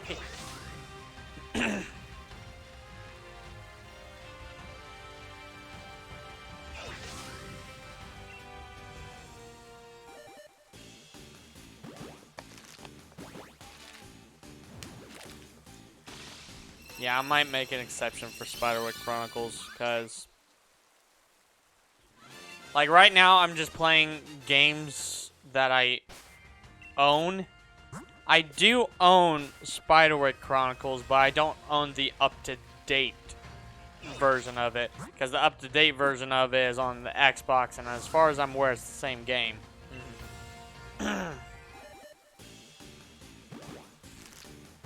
So, I just need to check, see how much the Xbox version is.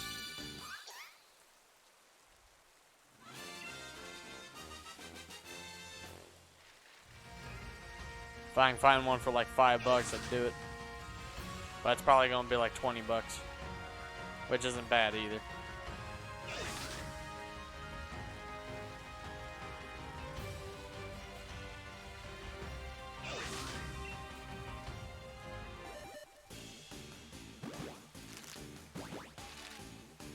God, that's a good.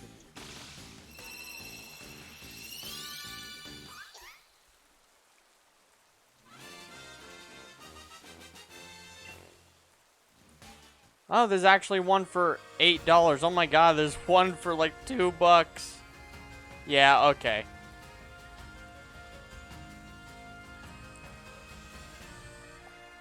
Never mind, I don't think me getting Spiderwick Chronicles for the Xbox is going to be an issue. Yeah. Xbox 360 specifically, not original Xbox. I don't have an original Xbox.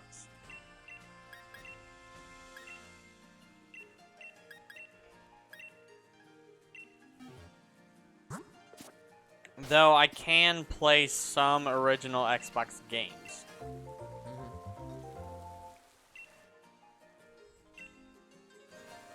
Actually, I might be able to play all of them. I can't remember if the Xbox 360 has fully incorporated all of their games on the 360. Wait, say that again? Has the Xbox 360 incorporated all of the Xbox originals to the 360? Because I know... I don't think so, no. Yeah, I don't think PlayStation Not did, sure. so I'm not sure if Xbox did. Well... Okay. I think... I know PS1 is 100% or 99% like playable on PS2. Yeah, it's like 90%. It's like that. it's a, but it's pretty much universally playable. Like, But I know PS2 is playable on PS3. I think. I'm pretty sure PS2 is playable on PS3. But some games, not a lot. yeah, so it's so. But I'm not sure about Xbox to Xbox 360. But yeah, for the PS2, I can't play some of the games I want to play, like Jurassic Park Warpath. That was on the PS1.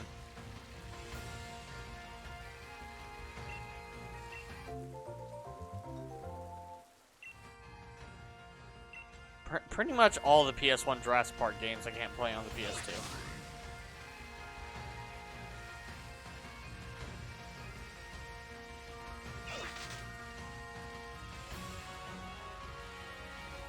But yeah, guys, as soon as I own a PS1, the Jurassic Park games are what I'm buying first. Oh my god.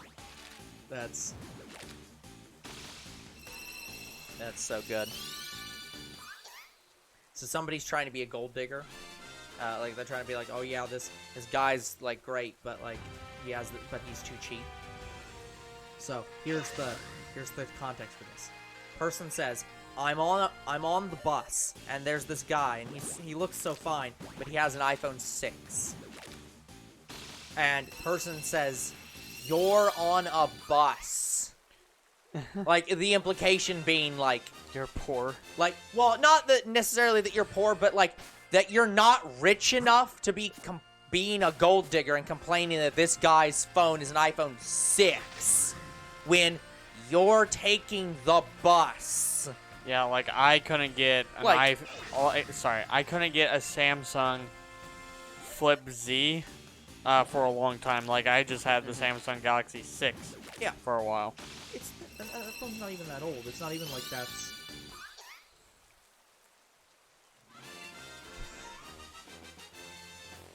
Oh, I love some of these videos where they post like something that somebody said to another person.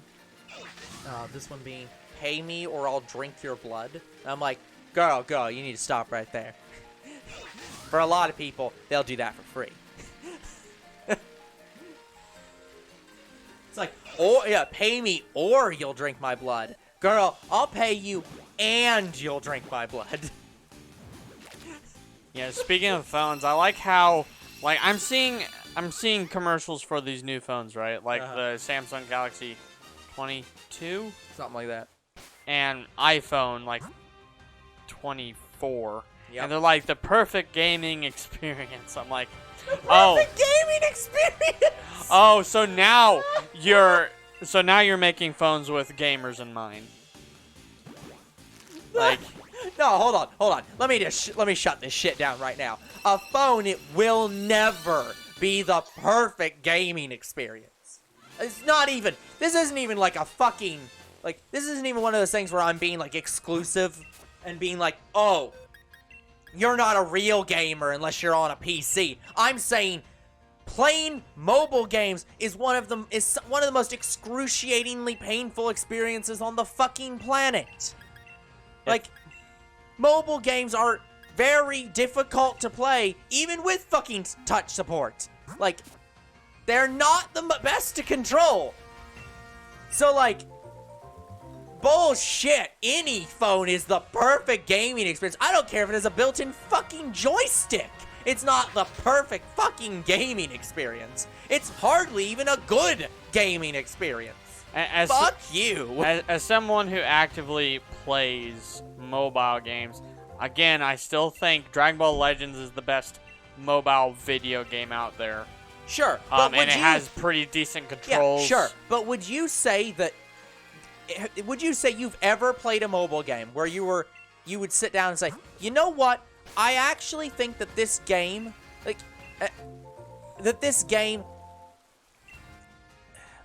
I'm trying to figure out the best way to word this, because I'm not saying it'd be more enjoyable to play this game on a phone. Because obviously, a lot of these games have touch controls, so they wouldn't be able to be easily played on a console. But I don't think there's any single person that's ever been like, you know, I enjoy mobile gaming, where I'm clicking on the screen, more than I enjoy using a controller. Or using any other device. Like, Dragon Ball Legends is probably one of the best mobile games out there, and it knows its limits, so it is its controls is very optimized. Well. It's optimized for what it is. Yeah. I'm just putting the caveat on it. It's optimized for what it is. But for other games, and right now I'm experiencing this in Marvel Contest of Champions. Yep. So in Contest of Champions, it has not similar controls, but you have like the swipe attack, you have the tap attack. Yep. And how you block is an issue. Yeah. In order to block, it is more or less the same way you do a heavy attack. Uh-huh. And you basically have to hold both of your thumbs on the screen to block. and also hold for a heavy attack. And that makes it difficult because it's corresponding controls. Yeah. And it's not optimized too well because, say I could be doing a heavy attack right then and there. Yeah. Well, the character I'm fighting against is starting to hit me. During a heavy attack, I can't block. Yeah. Which is understandable. One thing overrides the other. But then they do a heavy attack against me. And I'm starting to block. Yeah. I do a heavy attack instead of a block. Yeah. And again, just to be clear, I understand that the ads are probably saying that it's a better, like an optimal gaming experience as opposed to other phones. It's saying like, oh, our phones run mobile games better than other companies' phones. Yes. I get that that's what they're saying. And I'm sure I'll have to upgrade my phone again. Like, I want to upgrade my phone just so I can finally have a phone that doesn't get as hot. I mean, I have it with the Flip Z. That will never happen. But it still has a hard time running PUBG. PUBG is the only game that will has never an issue. happen. Again, the fundamental problem isn't the phone. Like, it's not a storage problem. No, this is a processor power. Yes, and that's what I'm saying. It's... Oh, let me... Okay. This is not a problem with the model of your phone. The issue is when games are extremely CPU and GPU intensive. They require your phone's processing to work about as hard as it can possibly work. And this is the same on computers as well. That's why when you have computers, when you start running a game, you hear the fans ramp up really fucking hard. The problem is, your phone is extremely small, and you just can't put enough heat sinks and fans in it. So, that's the problem. It would have to be a bigger phone. Not even a bigger, like, yes, it would need to be a brick. And I mean a literal, actual brick. You would need to buy. I mean, there is a phone out there where you install a brick and it adds, like, a terabyte hard drive on it. Yeah, since you can do shit like that. But, yeah, you would need to you need to rip the back off your phone. This is not me advising anyone on what to do with their phones. I'm saying a company would have to, like, take the back off the phone, add on, like, 5 times the width, put in, like, extra fans and heat sinks. And also, you'd have to have an open back all the time to let air in and out. So, it would be ultra water sensitive. So, that's why I'm saying, like, that's why I'm making fun of this concept of, like, oh, it's the ultimate, like, gaming. It's like like, an optimized gaming experience or something on phone. It's like, phones are never optimized for gaming. It doesn't matter what you do. It's never going to be optimal because you cannot run CPU-intensive processes on a tiny device that can't have enough fan support no matter what you do.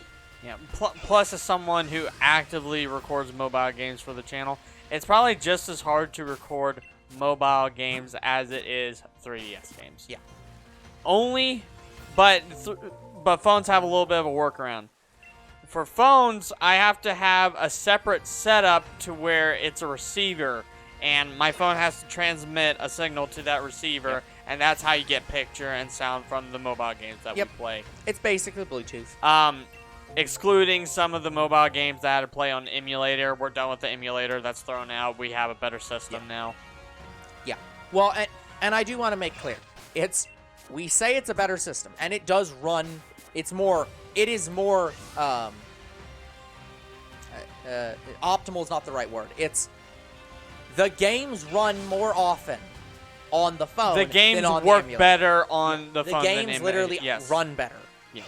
On the phone than emulator. However, it is very inoptimal for recording and playing the game in the sense that while it's difficult to get the emulators to work, and it's difficult to get the emulators to control well, given that it's not touchscreen, it's much better for the actual software not crashing and lagging out and getting too hot. Yeah, guys. So for context, in the emulator, when I was using the emulator for some of the first season of Jurassic World, the game, yeah, guys, about half the season is on the emulator.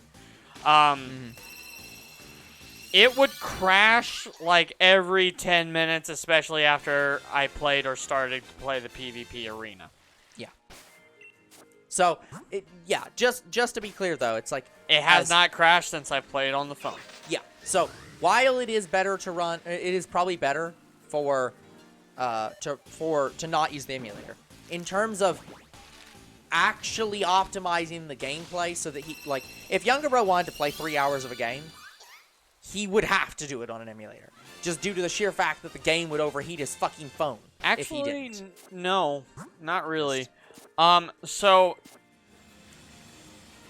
pretty much PUBG is the only game that really fucks with my phone. Yeah. Doesn't matter what kind of phone I have, it just, the process power is, CPU intensive. yes. Yeah. But other games like Jurassic World, the game, I could play 2 hours with probably a little no issue. But could you record them for that long? Yes.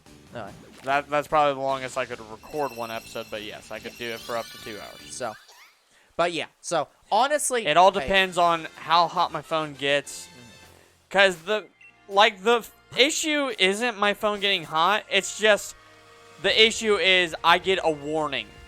It's a notification that the phone is getting overheated. The and it's having phone has issues. an undisableable, because it's literally they have to put it in there for regulatory and safety reasons. Yes. That's a notification. If your phone is too hot, stop using it. But again, I only get this notification right now for PUBG. I have not seen it in any other game. Yeah. So But- I can record up to 2 hours with no issue. Yeah. Let my phone have a break for an hour and a half or so, then get back to playing it.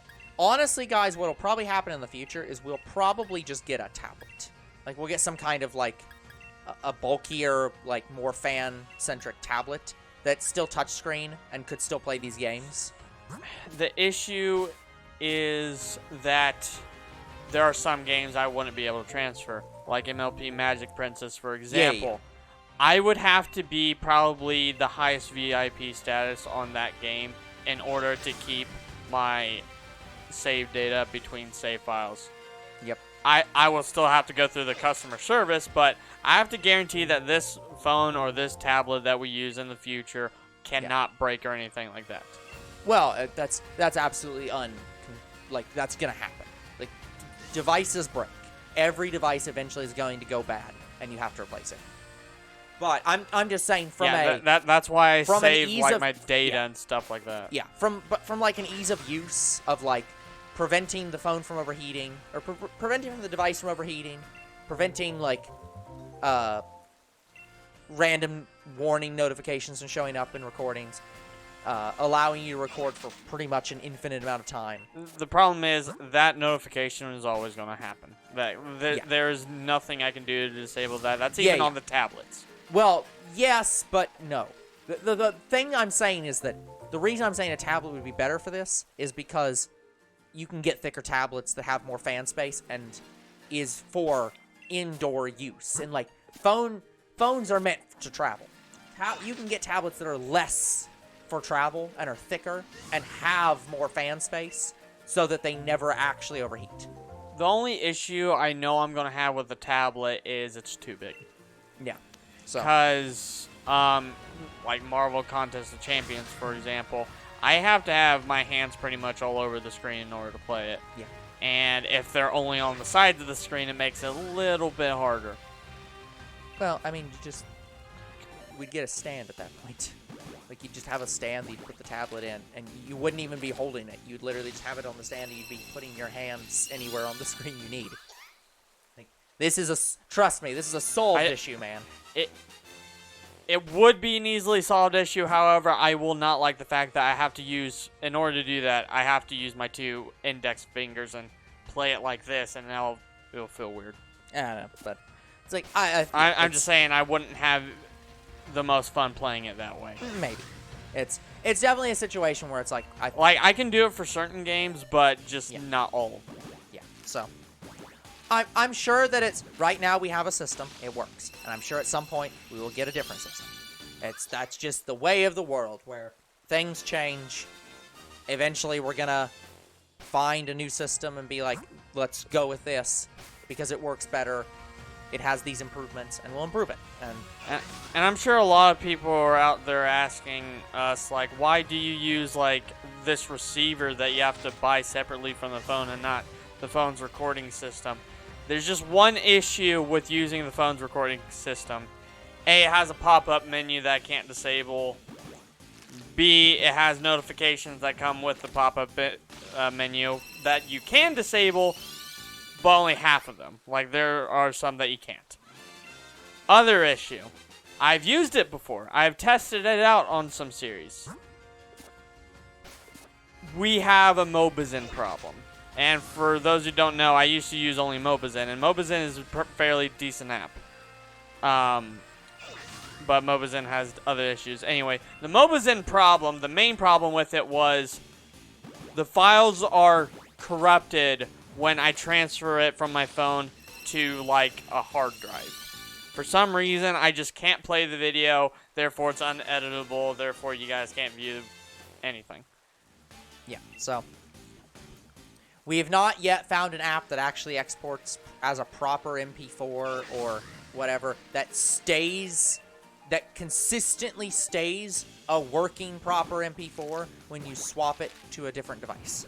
Yeah, and it's like, it's not exactly converting it, it's just like, it becomes a corrupted file when I move it from my phone to an external hard drive. And we've done, and for anyone who's asking, yes, we have attempted multiple ways of doing this. We've had it where it's been transferred to a Google Drive on the phone. Yeah, we have to literally upload it to Google Drive and download it. We've uploaded it to Google Drive and downloaded it. We've emailed the device, the video before. We've used flash drives. We've used external hard drives, and we have tried just about every possible. We've directly plugged it into the computers before. Like, we have never found a method of transfer that 100% always works. Until our new method, which is our receiver. But I'm saying when we create the video on the phone and it's recorded via the phone. And we've also had situations where we've tried every method and it's broken all of them. Yeah, and so I had to edit it through Power Director and upload it. Yeah, there's sometimes where it just doesn't fucking work at all. And I had the free subscription, so you never saw the watermark. Yeah, so it's very much a situation where we desperately would like. And it may just be where we have to, like, do some ludicrous tech workaround that requires, like, actually getting somebody who knows how to build tech. But, like, guys, there's actually an upside to this. So, yes, we got our new system. We have what is called Mirror Screen. It's a receiver, and we download the app, and it just mirrors the phone screen and audio. Yes, it does what we want. It basically Bluetooths it to a computer. We just found out recently that Google Play can be downloaded to your PC now, and you can play your Google Play games on PC. Yeah. Now, so they basically now have their own direct emulator. Well, it's not even an emulator. It's just the hardware itself. So I can play some games on there. Yeah. Like, I could probably play Jurassic World the game and be fine. Yeah. Like, that's one of the few games I can play on there where there's no issues with touching the screen. I probably can't play Dragon Ball Legends on there unless I'm only doing summoning videos. Like, I can't fight really on there. Yeah, we haven't had an excuse to test that out yet, guys. But I could probably play Magic Princess on there, but the problem is Magic Princess isn't connected to my Google Play account. It's connected to your... Actually, it's just connected to your device's account. It's very bad. So I literally can't play it on PC again, even if I wanted to. Well, actually, I can. It's just I would have to go through a very long and not very fun process of calling their customer support and saying, log me the fuck in. But, yeah, it's just... Outside of that game, I can probably play... I could probably play Pokemon Go on there and be fine, but I could only play it at home. I do find Pokemon at home, but I can't spin Pokestops or anything like that. So it probably wouldn't be beneficial for me to just play Pokemon Go from my PC. But pretty much any kind of town building game, any games that are like that, where it's not too much like Dragon Ball Legends, where you have to constantly control a character to play. I could probably play Dokkan Battle and be fine.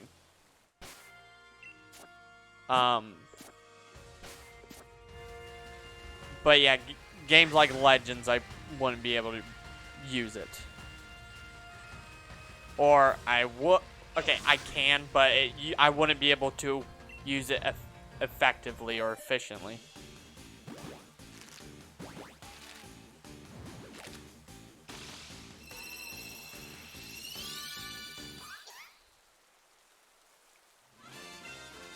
By the way, you got About 45 minutes. Okay. But yeah, guys, I love our setup. I actually had an updated version of our setup, but that receiver isn't working anymore. So I have to buy a new receiver. Right now we're on the original mirror screen setup, and it's working fine. But I like to have the updated version of the setup. That and an upgraded lapel mic are like two of our top priorities, because I need a lapel mic for our VR games. Like the last 2 VR games I think I've played for the channel have been recorded up in my room, and I had to use my mic. But I can come down here and play VR games anytime. So, sorry guys, I'm not really explaining the issue. The issue is, for whatever reason, I cannot use our lapel mic on my computer because the receiver for the lapel mic doesn't work on my computer. It works fine on the old computer down here, but not the newer computers. Because it's just an outdated plug.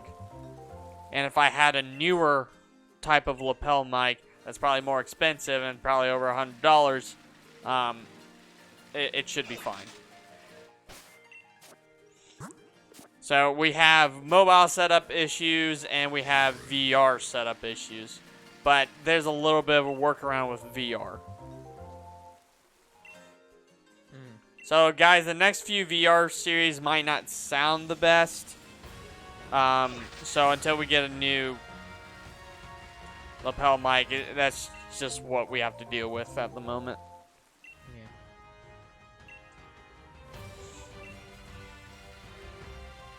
Yeah, we'll have to see what we can do.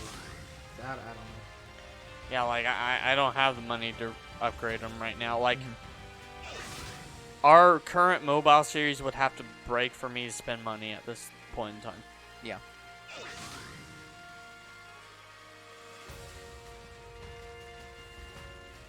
But I think even if it broke, I would be able to play some mobile series for a time. I'll just download the Google Play app on my PC, and there you go. So there's workarounds for it. Well, yeah, there's workarounds for about everything.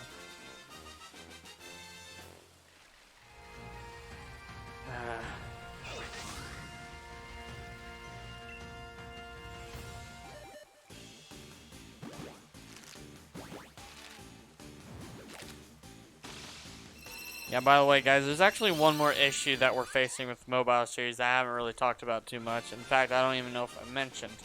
But pretty much a lot of games, this is really bad, I think, and I know a lot of people are going to riot. They're getting rid of Facebook and maybe Twitter compatibility, like for saving your games. Yeah, I don't think that's not going to, as much as you might not like that, I think that's going to become the norm of games. Well, yeah, not like, going to do that anymore. Right now, I don't have that big of an issue with it because some of these games you can just log into another account, like your Google Play account, and it's still the same save file. Yeah. However, I've had one game that's not the case for. Yeah. So guys, once again, I'm talking about this. I played a game called Dream Girlfriend on mobile. I still think it's a fairly decent game. It's pretty much about collecting dresses for your character and making them look cute. That's the whole purpose of it. I still vastly enjoy the game. What I don't enjoy is their constant login bullshit.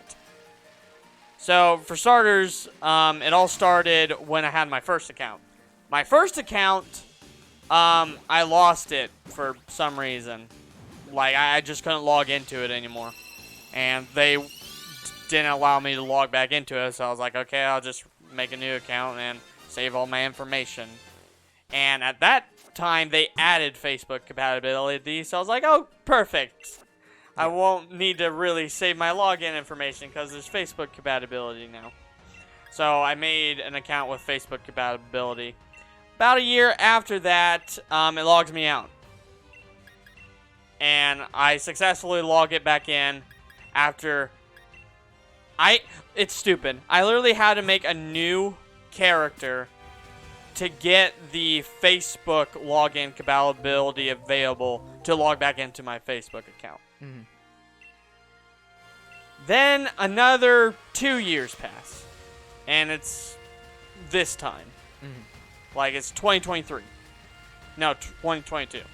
So it's near the end of 2022. I just finished Season 1 for the channel, and I started a little bit of Season 2. They logged me out of my Facebook account again. I was like, okay, well, not an issue. I'll just log back into Facebook. It logged me into the unlogged in character that I made to log back in my first log out. So I try the Facebook login. It doesn't work. I'm like, okay. So I customer support it, and they're like, yeah, we're getting rid of Facebook compatibility. I'm like, okay, can you let me log in so I can save my information to another account? They're like, okay, what's your information? I'm like, this is all my information. And guys, I provide literally everything. Everything. And you know what I get? Sorry, we couldn't find your account. Yeah. So now I am permanently logged in to my dream girlfriend account that I spent 2-3 years on. Yep. More than my first account. And it's all gone. I had all of the Konosuba event. I had all of the ReZero event that they had. Ugh, it pissed me off. Yeah, this is why I do not play mobile games as a fundamental concept. It's like, I don't agree with save data being not connected to... I don't agree with save data being separate from the App Store, basically. I know, right? Well, that's why they have Google Play, and Google Play is connected to the App Store. Well, here's the issue. Google Play is the App Store. Yeah, yes, but the other issue is just a lot of the games just don't connect to Google Play. Well, okay, yeah. Nowadays they do, but a lot of them just haven't updated to that yet. And I think Dream Girlfriend updated to that, and that's why Facebook compatibility is not existing, even though the button is still there. Yeah. Like, they haven't got rid of it as far as I'm aware. But, yeah, guys, so Dream Girlfriend Season 2 is going to happen, and that's going to be it, because I can't play it. And, well, I could, but I'd start a new account, and I don't want to, again. Yeah.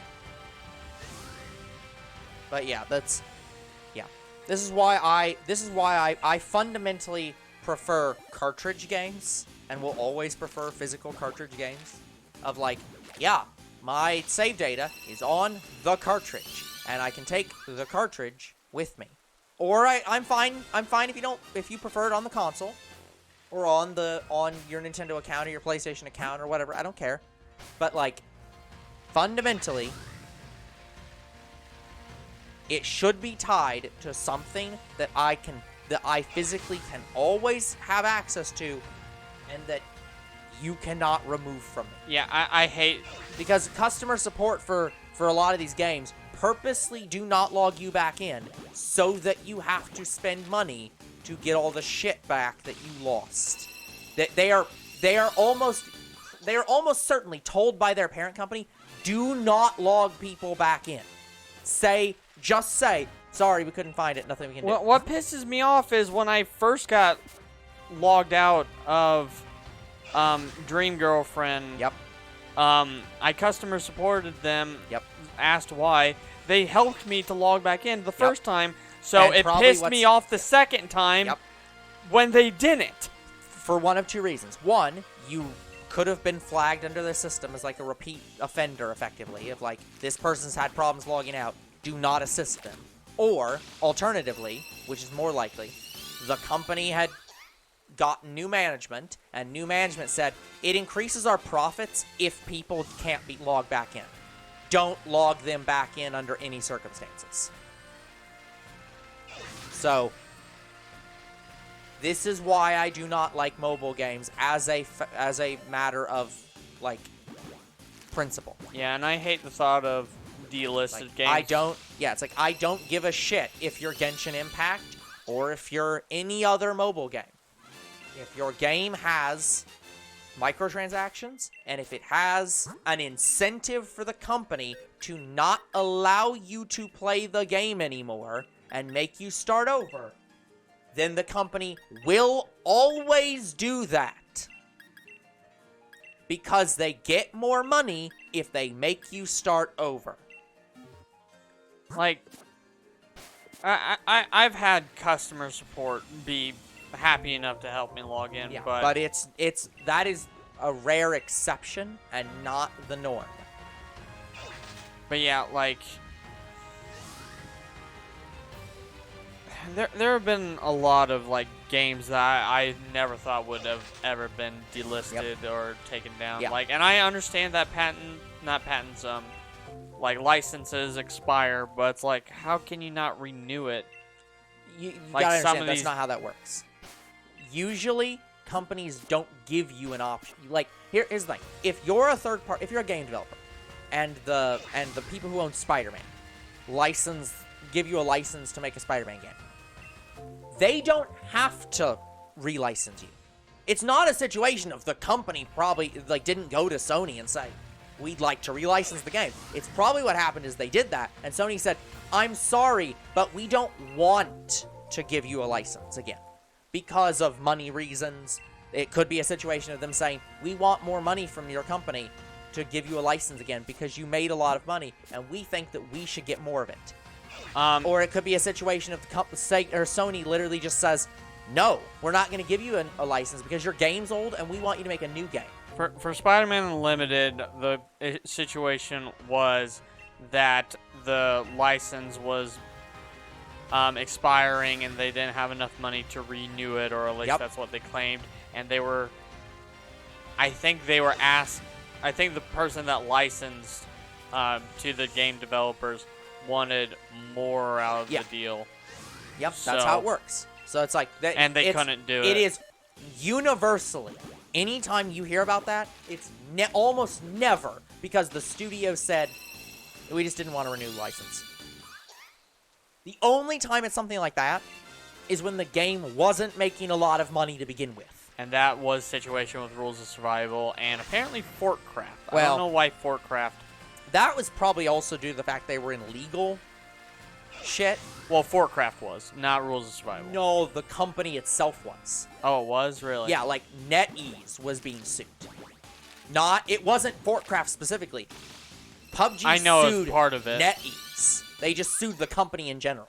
So both games were in danger of like losing funding due to the fact the company might go under. So I didn't know PUBG had an issue with NetEase.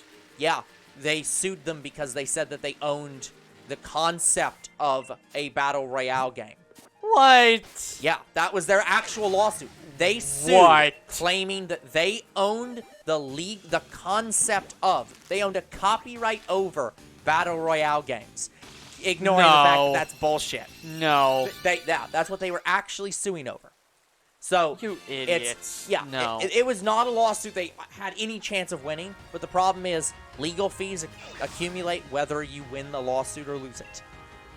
So That is bullshit. yeah, so both games we're not going to make enough money to outwin one of those lawsuits. Well, plus they had under 1,000 players, and that's the other reason. So, but that's what I'm saying. Knives Out is still active. It is still the game that they have. But that's what I'm saying. Like, that's probably why they shut a couple of those games down, was just due to the fact they were like, we're under budget constraints because we were sued over bullshit reasons that were very obviously false. But we're still going to have to pay lawyers' fees no matter what. So, Encounter 100.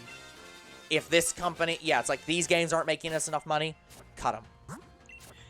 Yeah, I want to say if they should have got rid of any games, it would have been Fortcraft and Knives Out, not Rules of Survival. Rules of Survival was probably their best out of their three. Yeah. I'm sure they looked at player counts and said, well, the audience disagrees. Even though Fortcraft, I think, was better than Fortnite, but... Maybe, but... But now I think Fortnite is actually better than Fortcraft because of their no-build mode, but... But yeah, so... How minds change. Yeah. So, it's one of those things where... When games shut down, it is never a situation of, well, we just didn't want to continue making the game. It's always something else. There's always another, like, something behind the scenes of why the game is being shut down. Yeah, most of our delisted games that we have on that list is either due to legal reasons or not enough players. Yep. Yeah, it's almost like that's a bad model. It is, because some of the games I enjoyed, like Spider-Man Unlimited, is gone. Yeah. Because that's the fundamental problem people don't understand with... And now I have to go back to Temple Run. Yeah. Like, that's what people... And this is actually a thing. Live service games are actually cratering right now. Because of this exact problem. Like Overwatch? No, just all live services. Except for maybe the very biggest ones. The, like, live services for all games have been cratering recently. In terms of, like, viability. And it's because... that's not how people play games. Most people do not play one single game for their entire fucking lives. People play the game for a few weeks to a few months, and then they go play something else. That's a normal way that people play games. Sometimes they'll come back to a game later, but it is normal that you pick up a game, and then you put it down after a while. Live services can't operate under that concept. Live services need you to play a game and keep playing it forever. And it's like, that's not sustainable. Like, guys, a lot of the mobile games I play, I would love to play them forever. But the problem is, I don't have enough storage on my phone, so I can't keep them. So I have to delete them and put them down like Old Bro says for a time. And then come back to it later after I re-add it to my phone. But live services can't operate under that concept. They need you to never stop playing them for any reason whatsoever, and never stop paying money for any reason whatsoever, and that's not sustainable. Yeah, guys, I still really haven't spent money for any mobile app games. Yep. So for like 2 years. That's why things like that's the best way to word it. That's why the games industry ignoring mobile games and live services for me. That's why the games industry developed the way it did for console games. That's why things like DLC exist. That's why a game is released and then maybe has some post-launch stuff, but then dies down. Because that's the normal process of you make a game, people play it, and then they put it down. And then you make a sequel or a port later, and that causes people to come back and want to play the game again. Hello, Lucky. Hello, Lucky. Well, Lucky Cookie guy, but yeah, Lucky. Cookie? But I like the cookie. So, it is abnormal. In fact, even, moral's not the word I'm looking for. It's not unethical. It's, like, unnatural. Yep, just doing hatching right now. Yep, we actually just found our second Gossifleur really, really quickly. So now we're back to Sobble. It's our last Sobble that we need. Somehow. But yeah, so it's definitely a situation where, like, yeah, live service style games are an unnatural way for games to be structured because it doesn't fit with the way people play games. Yeah, like, right now the only game I know I'm going to play forever for here on out that is mobile is Dragon Ball Legends. Until it goes down. Well, I hope you have fun. I'd say, yeah, Sword and Shield was a very interesting game. I enjoyed playing it, so, like, I hope that you have fun playing it again.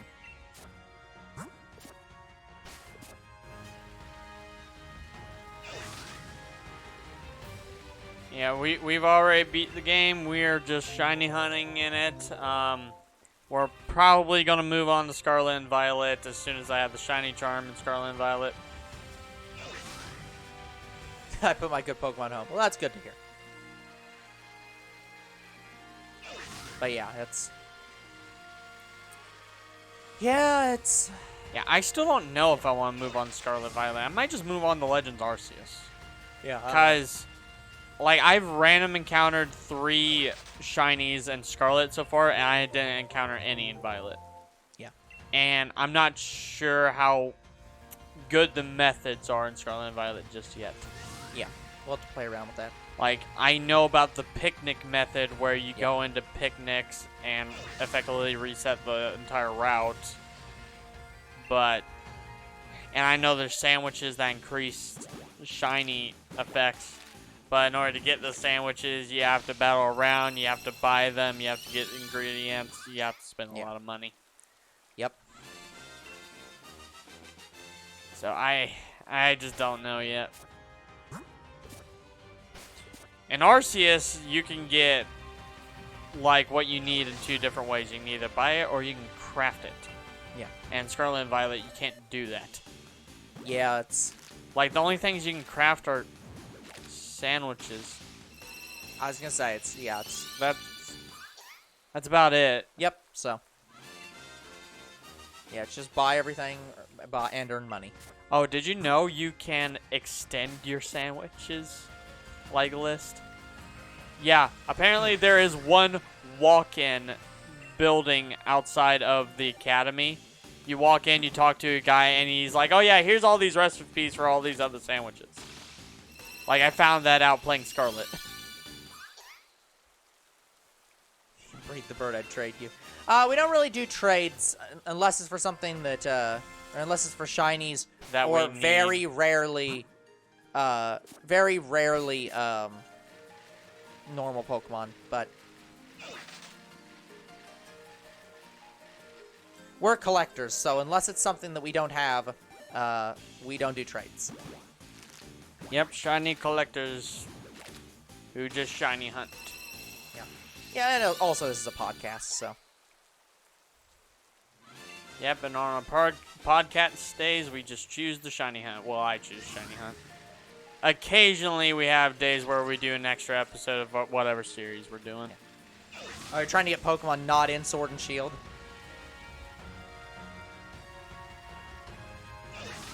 I would recommend downloading Pokemon Home on the app and just wonder trading. Well, no. He's saying that he's trying to get Pokemon that aren't Gen 8 Pokemon. Yeah. It is Gen 8, right? Because Scarlet and Violet's 9, right? Yes. God, I'm not going insane. So. Yeah, I hope you have fun. Yeah, it took me a long time to get every Pokemon. And Yeah. I'm trying to think. Do I currently have every Pokemon right now? I think the only thing I'm really missing from newer Pokemon is the Therian form of Enamorus. Yeah. Yeah. I mean, given that we have an entire list of things you don't have. Well, like, there are still forms I'm missing, Yeah. but otherwise I technically own every Pokemon.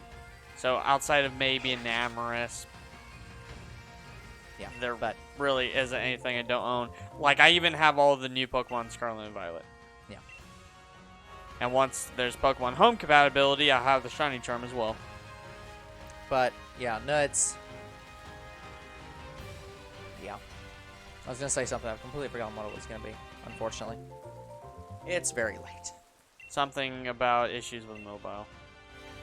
No, I think I was past that conversation. Alright, we were talking about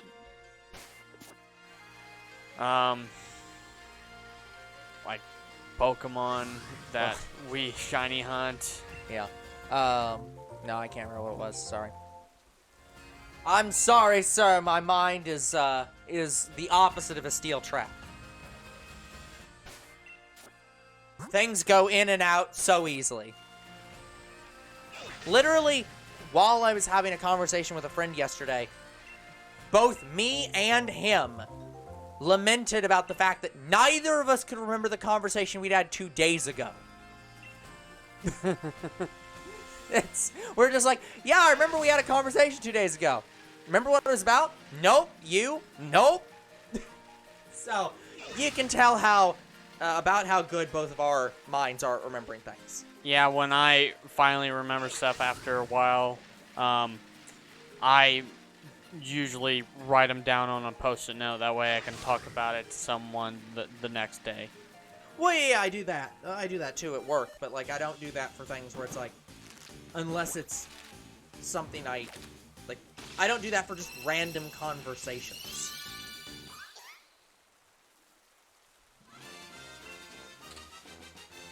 Yeah, random conversations.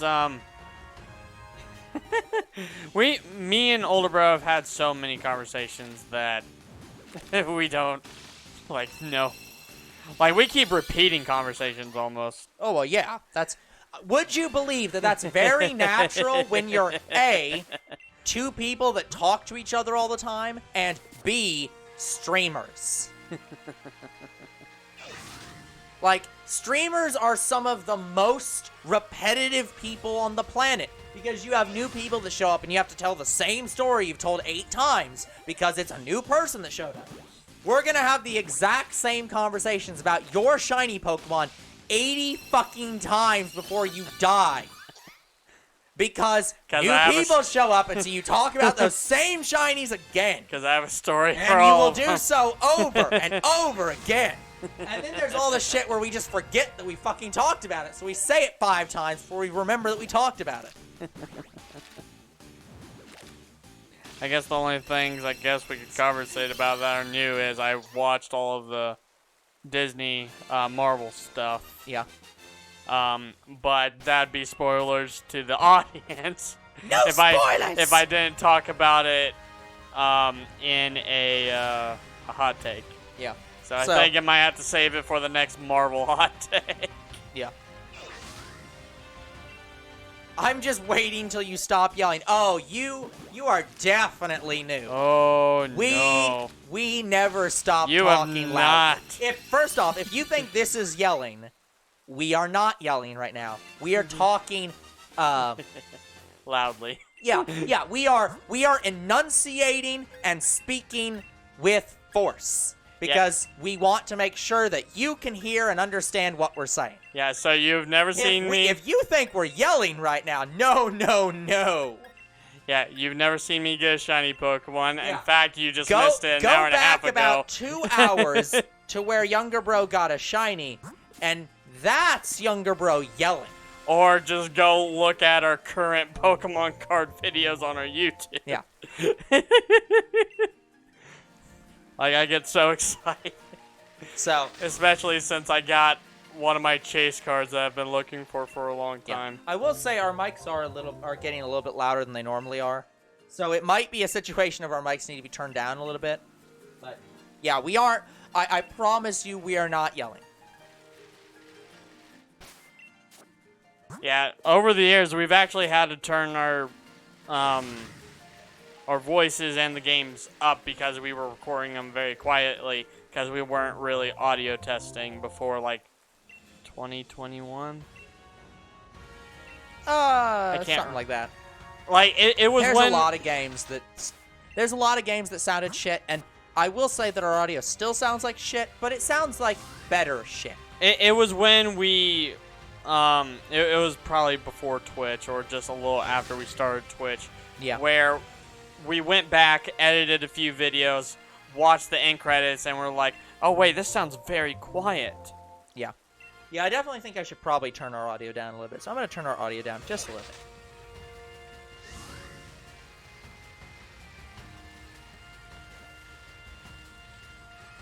Okay, I've turned the audio down just a little bit. So, And now I have to audio test again. it's the end of the stream. You don't need to audio test. We'll test it next time. It's the end of the stream. You know, you've got like 13 minutes. I I think the audio can be slightly quiet for 13 minutes. Like,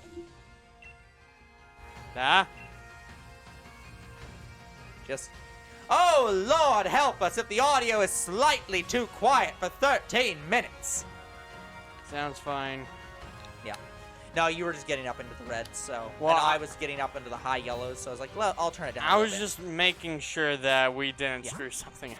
No. Yeah, I turned it down by less than 5. It is very little turned down. Okay. Sorry to hear about the lag, Lucky. I can say that on our end, we are not seeing any lag. No frame drop or anything like that. Nope. Not even a skipped frame. Alright. So, I think that might be on your end. Maybe there was lag when you adjusted the voice or something. Well, that could be too. That it could be. At that point, it's not even an us lagging. That's like a syncing situation. But yeah, I have a lot of shiny stories, and I make new shiny stories every time we find Yeah, I a mean, new you do. shiny. But my point stands that you will definitely be saying the exact same stories that you've said 7 times already, another 87 times before you die. You will be that guy. You will be the old man sitting in a retirement in my home day. who has like kids or grandkids or just random people show up, and you'll be like, yeah, back in my day, I used to do shiny hunting. Have you heard of shiny hunting, Sonny? Yeah, we're doing hatching method. Yep, when we shiny hunt, we're using the best methods that we can. Okay, So for the starters, in this case, we're using the using egg Masuda hunting method. for Masuda. We have Japanese Ditto, we have the shiny charm. Yeah. For wild hunting, because I prefer wild hunting, we have the shiny charm, and now we have the battle method, which is just feint every Pokemon that we come across. Because apparently that's better than running away from them. Yeah. I mean, I guess it showed because I got Gossifleur number 2 within less than 1,000 encounters, so. Yeah. Or maybe I just got lucky.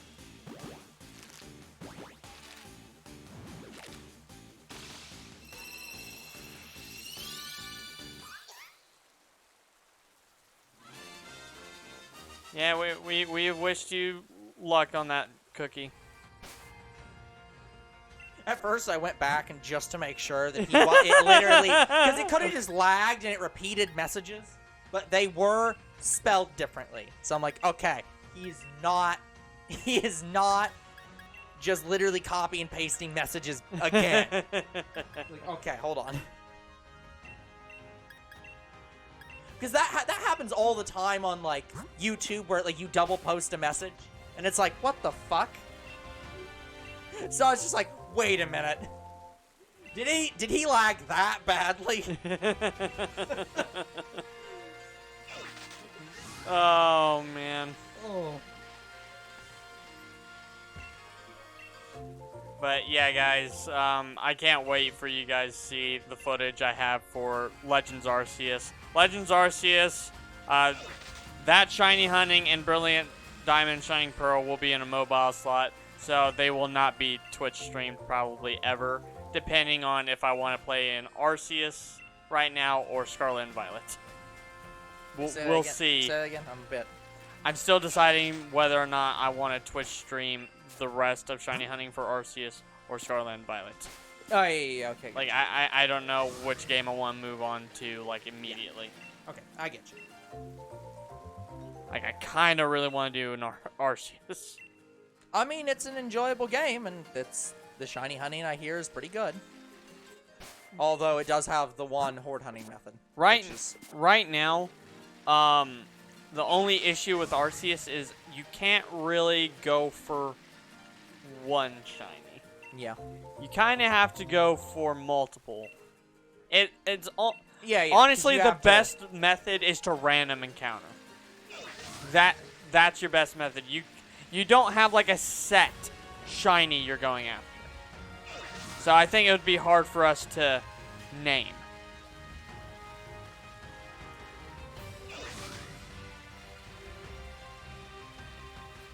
Hey, Lucky, it was funny the first time. It's not funny the second time.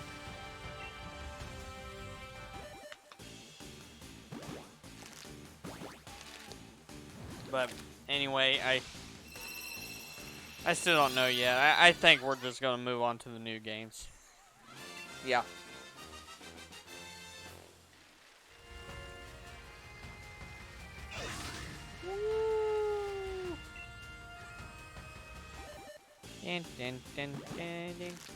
Yeah, I think it's fine either way.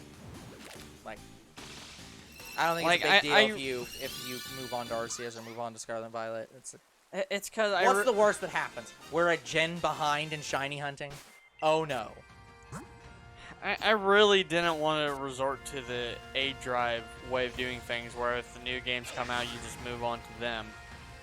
Because you just don't get to work on those games if you're like if say the next game came out in like 5 months after that. I don't know why they do that, but they could do it.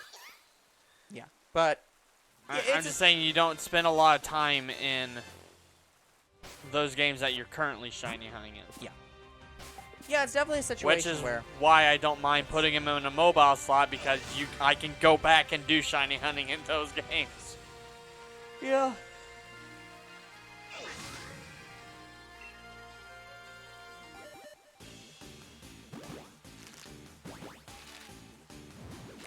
Yeah, it sounds like you probably need to just close and reopen Twitch then, unless you're on mobile, in which case, God help you.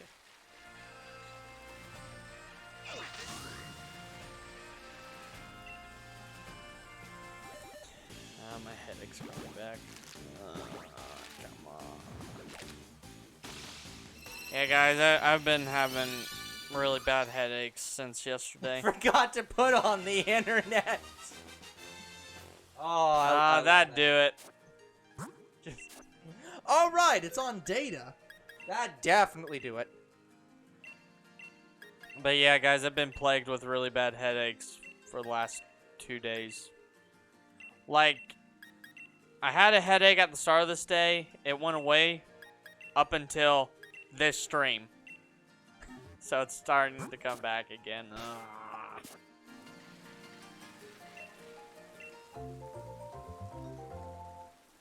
Oh, rough headaches. I was watching somebody, I was watching a video about somebody who did something like that. Yeah. They turned off, they didn't understand how tech worked. They managed to disable their Wi-Fi, so they're running on data. Somebody had to, like,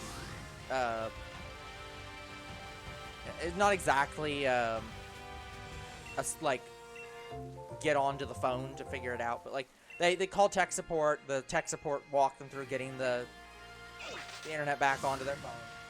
And so then they tried to claim that the internet company had screwed up, and so that they should reimburse them for the amount of time. It was like 30 minutes that the internet was out on his phone. So the tech support guy says, "Hold on, let me talk to my manager." He goes to his manager and he's like, "Hold on, I got this. I'm just gonna break this down for this guy." Explains what he's gonna say. The manager gets on the call and is listening. The tech support's like, "Okay, so let's go over this. You pay an X amount of rate for your internet. Your internet was out for 30 minutes, so let's round that up to an hour. Here's your rate.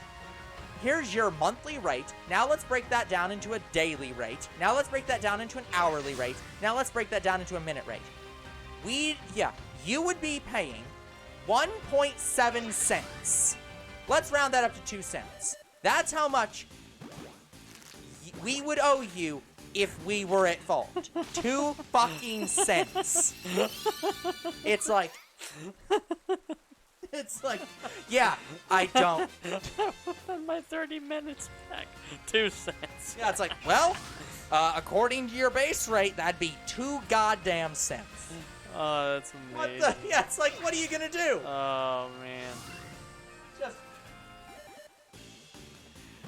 the postage would cost more than that. Postage. To mail him 2 cents.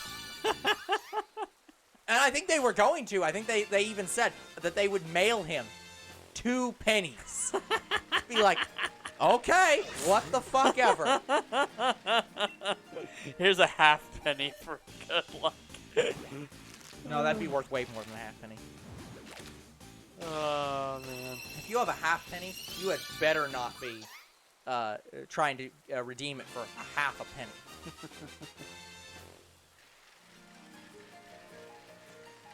Those things are probably worth thousands of dollars. So, by the way, speaking of penny, is there any word to if we're going to abolish the penny yet or no? No. Look, I have made my case. I've said many times that we should just get rid of it and then reappropriate the materials for different coins. It's never gonna happen. Even though it probably should, it would save it would literally save the government money in printing money. Like, that's how much it costs to make pennies. It is so inefficient that they literally spend money to make less money. Spend money, live better. Walmart, not sponsored. By the way, what are we looking at in terms of time? You have less than a minute. Okay.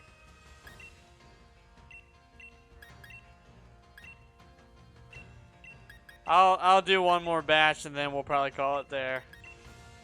Although, I will say, Canada has gotten rid of the penny. What? Yeah, they don't have pennies anymore. Really? Nope.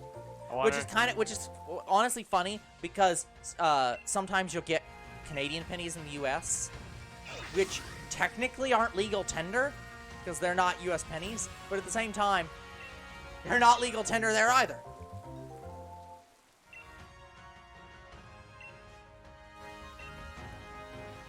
Well, Lucky, as long as she doesn't spread her ears, you're fine.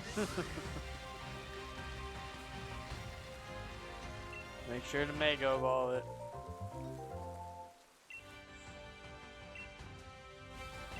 If only they kept that mechanic.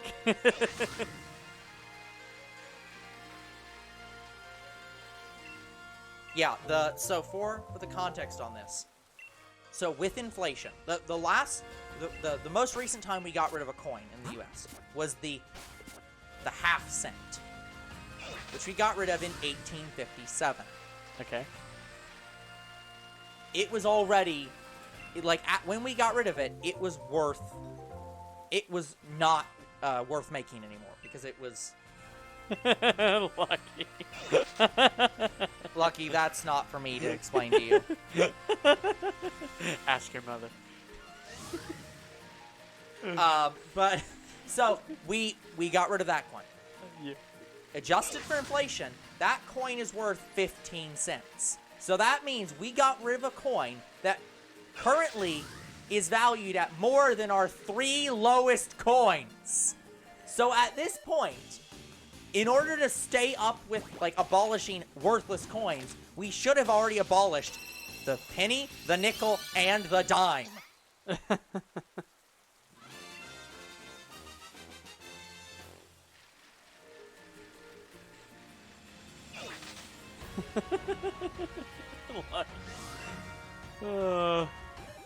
But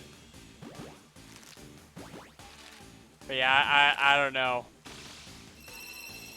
I don't know if we're ever gonna get rid of those coins. Maybe in like the far future I could see that happening. I don't know if it's gonna happen in our lifetime. Yeah, I think I've only ever seen the half penny once. It was in a museum. I haven't seen one since. Get it? Since?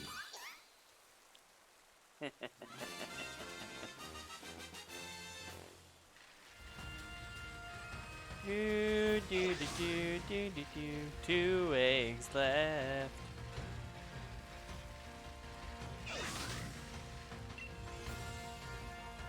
Dun dun dun dun dun. I'm just gonna say we're probably not gonna get our third shiny Sobble today. It's not happening. We got one egg left. It's the end of the stream, so. Oh, actually, here's an even funny thing. Here's a funnier thing. So when they discontinued the half penny, the next lowest coin was obviously the penny. Yeah. Adjusted for inflation, a penny in 1857 is worth 29 cents. So that means even quarters are less valuable than a penny. I think quarters are more useful than others. Yes, absolutely.